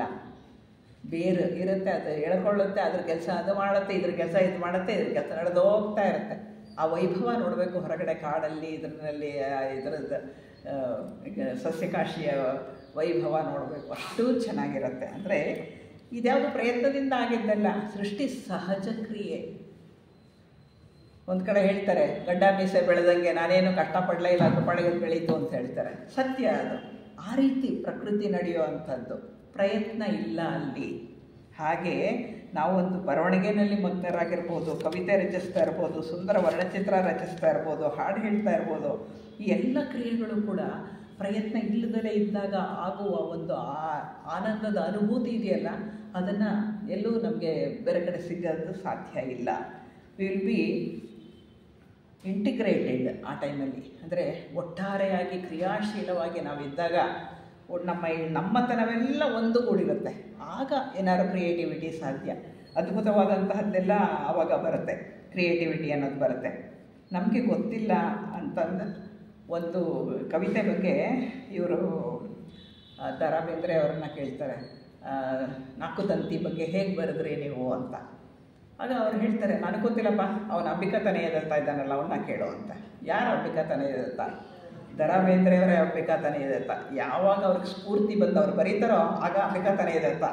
ಮಾಮೂಲಿನಂತೆ ಒಬ್ಬ ಮೇಷ್ಟ್ರು ದ ರಾ ಬೇಂದ್ರೆ ಅವರದೇ ಹೇಳ್ತಾರೆ, ನನಗೆ ಗೊತ್ತಿಲ್ಲಪ್ಪ, ಅವನ ಅಂಬಿಕಾ ತನಯದತ್ತ ಇದ್ದಾನಲ್ಲ ಅವನ್ನ ಕೇಳ್ಕೊ, ಅವನೇ ಅದೆಲ್ಲ ಮಾಡೋದು ಅಂತ ಹೇಳ್ತಾರೆ. ಅಂದರೆ ಕ್ರಿಯೇಟಿವಿಟಿ ಬರುವಂಥದ್ದು ಕೇಳದೆ ಬರುವಂಥದ್ದಲ್ಲ, ಅದು ಈ ಪ್ರಯತ್ನದಿಂದ ಬರುವಂಥದ್ದಲ್ಲ. ಹಾಗಾಗಿ ನಾವು ಅನೇಕ ನಾಟಕಗಳನ್ನು ನೋಡ್ತೇವೆ, ಅನೇಕ ಮಹಾಕಾವ್ಯಗಳು ಬರ್ತವೆ. ಆಮೇಲೆ ಎಷ್ಟು ಪೇಂಟಿಂಗ್ಸು, ಎಷ್ಟು ಇದು. ನಾವು ಮೈಕೇಲ್ ಏಂಜಲೋ ಪೇಂಟಿಂಗ್ಸ್ ನೋಡೋಕ್ಕೆ ಅಂತ ಇಟಲಿಗೆ ಇದಕ್ಕೆಲ್ಲ ಹೋಗಿದ್ವಿ. ಅದ್ಭುತ ರೀ. ಅಲ್ಲಿ ನೋಡ್ತಾ ಇದ್ದರೆ ಪೂರ್ತಿ ಏನೂ ಇಲ್ಲ, ನಾವಿರೋದೇ ಇಲ್ಲ. ಆ ಅದ್ಭುತ ಅಂಥ ಅದ್ಭುತಗಳು ಉಂಟು. ಪ್ರಪಂಚದ ಅನೇಕ ಅದ್ಭುತಗಳಿದೆ ಆ ರೀತಿ. ಕೈಲಾಸ ಪರ್ವತ ಇರ್ಬೋದು, ಕೆಲವು ಪ್ರದೇಶಗಳಿದೆ, ಅಲ್ಲಿ ಹೋದರೆ ಆನಂದ ಅಂದರೆ ಆನಂದ, ಪೀಸ್ಫುಲ್ ಆಗಿರುವಂಥ ಸ್ಥಿತಿ ಇರುತ್ತೆ. ಸೃಜನಾತ್ಮಕತೆ ಅಂದರೆ ಅದು ಅಲ್ಲಿರುವಂತಹ ಒಂದು ಇದು. ಅಂದರೆ ನಮಗೆ ಎಚ್ಚರ ಇರಲ್ಲ ಅವಾಗ, ನಾನು ಅನ್ನೋದು ಕೆಲಸ ಮಾಡ್ತಿರಲ್ಲ. ಆ ವೇಳೆಯಲ್ಲಿ ನಡೆಯುವಂತಹ ಕ್ರಿಯೆಗಳು ಸೃಜನಾತ್ಮಕವಾಗಿ ಇರುತ್ತದೆ, ಅಲ್ಲಿ ನಾನು ಇರುವುದಿಲ್ಲ. ಹಾಗಾಗಿ ನಾವೇನು ಮಾಡಬೇಕಾಗತ್ತೆ ಅಂತ ಹೇಳಿದರೆ, ಎಲ್ಲವನ್ನು ಸುಲಭವಾಗಿ ಸರಳವಾಗಿ ಸುಂದರವಾಗಿ ಬಹಳ ಅಚ್ಚುಕಟ್ಟಾಗಿ ಕೆಲಸ ಮಾಡಬೇಕು ಅಂದರೆ ನಾನು ಇಲ್ಲದಲ್ಲೇ ಕೆಲಸ ಮಾಡಬೇಕು. ನಾನು ಇದ್ದರೆ ಕೆಲಸ ಆಗಲ್ಲ. ನಾನು ಇದ್ದರೆ ಘರ್ಷಣೆ, ಪ್ರಯತ್ನ, ಅದು ಇದು ಎಲ್ಲವೂ ಬೇಕು. ನಾನಿಲ್ಲದ ಕೆಲಸ ಮಾಡಿದಾಗ ಏನಿಲ್ಲ, ಸಹಜ, ಸರಳ, ಸುಂದರ, ತನ್ನಿಂದ ತಾನೇ ಅಚ್ಚುಕಟ್ಟಾಗಿ ಆಗುತ್ತೆ ಕೆಲಸ. ಯಾಕೆ? ಅಲ್ಲಿ ನಾನಿಲ್ಲ ಅದಕ್ಕೆ. ಹಾಗೆ ಕೃಷ್ಣಮೂರ್ತಿಯವರು ಹೇಳ್ತಾರೆ, ಹೋರಾಟ, ಪ್ರಯತ್ನ ಇವೆಲ್ಲ ಬೇಡ, ನಾವು ಬರೀ ಬೀಯಿಂಗ್ ನಮಗೆ ಗೊತ್ತೇ ಇಲ್ಲ, ಬೀಯಿಂಗ್ ಇರಬೇಕು. ನಾವು ಬಿಕಮಿಂಗ್ ಕಡೆನೇ ನೋಡ್ತಾ ಇರ್ತೀವಿ, ಅದಾಗಬೇಕು ಇದಾಗಬೇಕು, ಬಿಕಮಿಂಗ್ ನಮ್ಮದು. ಅವ್ರು ಹೇಳ್ತಾರೆ ಬರೀ ಬೀಯಿಂಗಲ್ಲಿರೋ, ಇರುವಂತೆ ಇರು. ಇರುವಂತೆ ಇರೋದು ಅತ್ಯಂತ ಸುಂದರವಾಗಿರುತ್ತೆ. ಅದನ್ನು ಕೃಷ್ಣಮೂರ್ತಿಯವರು ಹೇಳ್ತಾರೆ. ಅಂದರೆ ನಿರ್ದಿಷ್ಟ ಆದರ್ಶದಂತೆ ಆಗೋದಕ್ಕೆ ಪ್ರಯತ್ನ ಮಾಡಬೇಡ, ನೀನೇನು ಅನ್ನೋದನ್ನು ಅರ್ಥ ಮಾಡ್ಕೊ, ಆವಾಗ ತನ್ನಿಂದ ತಾನೇ ಎಲ್ಲವೂ ಆಗತ್ತೆ ಅಂತ ಹೇಳ್ತಾರೆ. ನಮ್ಮ ಬದುಕು ಸಾರ್ಥಕ ಆಗಬೇಕು ಅನ್ನೋ ಆಸೆ ಕೂಡ ನಮಗಿರುತ್ತೆ. ನಾವೇನು ಅಲ್ಲ ಅಂತ ಹೇಳಿ ಅಂದ್ಕೊಂಡಿದ್ದೇವೆ. ಈ ಎಲ್ಲವೂ ಕೂಡ ಪ್ರಯತ್ನ ಮಾಡ್ತಾ ಮಾಡ್ತಾ ಮಾಡ್ತಾ ನಾವು ಈ ಸ್ಥಿತಿಗೆ ಬರ್ತೇವೆ. ಅದರ ವಾಸ್ತವವನ್ನು, ಅದು ಇರುವಂತೆ ಇರುವುದನ್ನು ಅರ್ಥಕೊಂಡಾಗ, ಬರಿದಾಗಿರುವಂತಹ ಈ ಎಲ್ಲ ಕೊರತೆಗಳನ್ನು, ಆಂತರಿಕ ಕೊರತೆಗಳ ಅದನ್ನು ನಾವು ಅರ್ಥ ಮಾಡಿಕೊಂಡಾಗ, ಆ ಕೊರತೆಯೊಡನೆ ಜೀವಿಸಿದಾಗ, ಅಂದರೆ ನನ್ನನ್ನು ನಾನು ಆಕ್ಸೆಪ್ಟ್ ಮಾಡ್ಕೋಬೇಕು, ನಾನು ಹೀಗಿದ್ದೀನಿ ಅಂತ. ಆವಾಗೇನಾಗುತ್ತೆ ಅಂತಂದರೆ, ಸಂಪೂರ್ಣವಾಗಿ ಅರ್ಥ ಮಾಡಿಕೊಂಡಾಗ ಅಲ್ಲಿ ಸೃಜನಶೀಲತೆ ಅಥವಾ ಯಥಾರ್ಥ ಅಲ್ಲಿ ಇರುತ್ತೆ. ಆಗ ಸತ್ಯ ಅನ್ನೋದು ಅಲ್ಲೇ ಇರುತ್ತೆ, ಆನಂದ ಅನ್ನೋದು ಅಲ್ಲೇ ಇರುತ್ತೆ. ಅದನ್ನು ಕ್ರಿಯೇಟಿವ್ ಇಂಟೆಲಿಜೆನ್ಸ್ ಅಂತ ಹೇಳಿ ಕರೀತಾರೆ. ಅದು ನಮಗೆ ಸಂತೋಷವನ್ನು ತಂದುಕೊಡುವಂತಹದ್ದು. ನಮಗೆ ಗೊತ್ತಿರುವ ಎಲ್ಲ ಕ್ರಿಯೆಗಳು ನಿಜವಾದ ಕ್ರಿಯೆಗಳಲ್ಲ. ನಾವು ತೋರಿಸೋವೆಲ್ಲ ಪ್ರತಿಕ್ರಿಯೆಗಳು. ಯಾವುದೋ ಒಂದು ಆಗುತ್ತೆ, ಅದಕ್ಕೊಂದು ಪ್ರತಿಕ್ರಿಯೆ ಕೊಡ್ತೀವಿ. ನಿಜವಾದ ಕ್ರಿಯೆ ಮಾತ್ರ ಇಂಟೆಲಿಜೆನ್ಸ್ ಇರುವಂತಹದ್ದು. ಅದು ಹೇಳುತ್ತೆ ಎಂಡ್ಲೆಸ್ ಬಿಕಮಿಂಗ್, ಕೊನೆಯಿಲ್ಲದ ಪ್ರಯತ್ನ. ನಾವು ಆ ಪ್ರಯತ್ನ ಮಾಡ್ತೀವಿ, ಈ ಪ್ರಯತ್ನ, ಆ ಪ್ರಯತ್ನ ಬೇಕಾಗಿಲ್ಲ ಅಂತ ಹೇಳ್ತಾ ಅವ್ರು ಹೇಳ್ತಾರೆ, ನಾವು ಏನೇ ಮಾಡ್ತಾ ಇರಲಿ ಎಚ್ಚರದಿಂದ ನಮ್ಮನ್ನು ನಾವು ಗಮನಿಸ್ಕೋಬೇಕು. ನಾವೇನು ಮಾಡ್ತಿದ್ದೀವಿ, ನಾವು ಹೇಗಿದ್ದೀವಿ, ನಮ್ಮ ಮನಸ್ಸಿನ ಪರಿಸ್ಥಿತಿ ಏನು ಅನ್ನೋದನ್ನು ಅರ್ಥ ಮಾಡ್ಕೋಬೇಕು. ನಮ್ಮ ಭಾವನೆಗಳನ್ನು, ಅದರ ಚಲನೆಗಳನ್ನು ಅದನ್ನು ಗಮನಿಸಬೇಕು. ಆ ಚಲನೆಗಳ ಅರಿವು ಆದಾಗ ಆಲೋಚನೆಯ ಪ್ರಕ್ರಿಯೆಯೇ ನಿಂತು ಹೋಗುತ್ತೆ. ಕೃಷ್ಣಮೂರ್ತಿಯವರು ಒಂದು ಆಲೋಚನೆಯೂ ಬರ್ತಿರಲಿಲ್ವಂತೆ. ಇಡೀ ಓಹೈನ ಕಾಡುಗಳನ್ನು ಸುತ್ತಿ ಬರ್ತಾಯಿದ್ರು. ಬೆಳಗ್ಗೆ ಹೋದವರು ಸಾಯಂಕಾಲ ಬರ್ತಾಯಿದ್ರು. ಒಂದೇ ಒಂದು ಆಲೋಚನೆಯೂ ಬರ್ತಾ ಇರಲಿಲ್ವಂತೆ ಅವರಿಗೆ. ಇನ್ನೆಂತ ನಮಗೆ ಒಂದು ಸೆಕೆಂಡು ಆಲೋಚನೆ ಇಲ್ಲದೆ ಇರಲಿಕ್ಕೆ ಸಾಧ್ಯವಾ ಅಂತ ನಾವೀಗ ಯೋಚನೆ ಮಾಡುವಂಥ ಸ್ಥಿತಿ ಇದೆ. ಹಾಗಾಗಿ ನಾವು ಅಭದ್ರತೆಯ ಭಾವನೆ ನಮ್ಮಲ್ಲಿದ್ದಾಗ ಇವೆಲ್ಲ ತಾಪತ್ರಯಗಳು ಬರುತ್ತೆ. ಅದಕ್ಕೋಸ್ಕರವಾಗಿ ನಾವು ಸಾಧನೆಯನ್ನು ಪ್ರಾರಂಭ ಮಾಡ್ತೇವೆ. ಅದು ಬೇಕಾಗಿಲ್ಲ. ನಾವು ಹೇಗಿದ್ದೇವೆ ಹಾಗೆ ಇರುವುದನ್ನು ಇರುವ ಹಾಗೆ ಒಪ್ಕೊಂಡಾಗ ಏನಾಗುತ್ತೆ, ಎಲ್ಲವೂ ಸರಿ ಹೋಗುತ್ತೆ ಅಂತ ಹೇಳ್ತಾ, ನಮ್ಮಲ್ಲಿ ನಿರಂತರ ಹೋರಾಟ ಇರೋದನ್ನು ನಾವು ಗಮನಿಸೋಕ್ಕಾಗೋದು ಯಾವಾಗ ಅಂದರೆ ನನ್ನನ್ನು ನಾನು ಅರಿತಾಗ ಮಾತ್ರ. ಆವಾಗ ಗೊತ್ತಾಗುತ್ತೆ ನಾವು ಹೋರಾಟ ಮಾಡ್ತಾಯಿದ್ದೀವಿ, ಎಲ್ಲದಕ್ಕೂ ಹೋರಾಟ ಮಾಡ್ತಾಯಿದ್ದೀವಿ ಅಂತ. ನಾವು ಹೇಗಿದ್ದೇವೆಯೋ ಹಾಗೆ ಬದಲಾಯಿಸೋದಕ್ಕೂ ಕೂಡ ಪ್ರಯತ್ನ ಮಾಡ್ತೀವಿ. ಆ ಪ್ರಯತ್ನದಿಂದ ವಾಸ್ತವಿಕತೆ ಬರಲ್ಲ. ಅದರಿಂದ ಹೋರಾಟಕ್ಕೆ, ಸಂಘರ್ಷಕ್ಕೆ ಕಾರಣ ಆಗತ್ತೆ. ಇದೆಲ್ಲವೂ ಕೂಡ ನಮ್ಮನ್ನು ನೋವಿಗೆ, ದುಃಖಕ್ಕೆ, ಇದು ಅಜ್ಞಾನಕ್ಕೆ ಕರ್ಕೊಂಡು ಹೋಗುತ್ತೆ ಅನ್ನೋದನ್ನು ನಾವು ಸಾಕ್ಷಾತ್ತಾಗಿ ನೋಡೋದಕ್ಕೆ ಸಾಧ್ಯ ಆಗುತ್ತೆ. ನನ್ನನ್ನು ನಾನು ಅರಿತಾಗ ಎಲ್ಲವೂ ಇದೆಲ್ಲ ಅಜ್ಞಾನ ಅಂತ ಗೊತ್ತಾಗತ್ತೆ. ಆವಾಗೇನಾಗುತ್ತೆ ಅಂದರೆ ಸ್ವಜ್ಞಾನದಿಂದ ಇದನ್ನು ಅರಿತೇವೆ. ಅಂದರೆ ಏನು, ನಾನೇನು ಅಂತ ತಿಳ್ಕೊಂಡಂತೆ ಸ್ವಜ್ಞಾನ, ಅದನ್ನು ನಾನು ಅರ್ಥ ಮಾಡ್ಕೊಳ್ತೇನೆ. ಆವಾಗ ನಮ್ಮ ಕೊರತೆಯನ್ನು ಅರಿತು ಅದರೊಂದಿಗೇ ಜೀವಿಸಿದಾಗ ಏನಾಗುತ್ತೆ, ಅದನ್ನು ಪೂರ್ಣವಾಗಿ ಅಂಗೀಕರಿಸಿದಾಗ ಅಸಾಧಾರಣವಾದಂತಹ ಶಾಂತಿ ಮೂಡುತ್ತೆ ನಮ್ಮಲ್ಲಿ. ಯಾಕೆಂದರೆ ಏನೂ ಆಗಬೇಕಾಗಿಲ್ಲ, ಏನಿದ್ದೀನಿ ಅದೇ ಅಷ್ಟೇ, ಅದೇ ನಾನು. ಆ ಮಟ್ಟಕ್ಕೆ ನಾವು ಹೋದಾಗ ಏನಾಗುತ್ತೆ, ಅಸಾಧಾರಣವಾದಂತಹ ಶಾಂತಿ ಆವರಿಸುತ್ತೆ. ವಾಸ್ತವವಾಗಿ ಇರುವುದರ ಅರಿವಿನಿಂದ ತಾನಾಗಿ ಬಂದಂತಹ ಆನಂದ ಅದಾಗಿರುತ್ತೆ. ಅದು ಸೃಜನಶೀಲ ಇರುವಿಕೆ ಆಗಿರುತ್ತೆ. ಅದು ಸ್ವಜ್ಞಾನದಿಂದ ಬಂದದ್ದಾಗಿರುತ್ತೆ. ಅದು ಅಸ್ತಿತ್ವದಲ್ಲಿರುತ್ತೆ. ಆಗ ಪ್ರೇಮ ಅನ್ನುವಂತಹದ್ದು ಅಸ್ತಿತ್ವಕ್ಕೆ ಬರುತ್ತದೆ. ಪ್ರೇಮ ಅಸ್ತಿತ್ವಕ್ಕೆ ಬರೋದು ಯಾವಾಗ ಅಂದರೆ ನನ್ನನ್ನು ನಾನು ಒಪ್ಕೊಂಡಾಗ, ನನ್ನನ್ನು ನಾನು ಅರ್ಥ ಮಾಡಿಕೊಂಡಾಗ, ನನ್ನ ಕೊರತೆಗಳೊಂದಿಗೆ ನಾನು ಜೀವಿಸಿದಾಗ ಆಗ ಇದು ಅಸ್ತಿತ್ವಕ್ಕೆ ಬರುತ್ತೆ ಅಂತ ಕೃಷ್ಣಮೂರ್ತಿಯವರು ಹೇಳ್ತಾರೆ. ವಂದನೆಗಳು.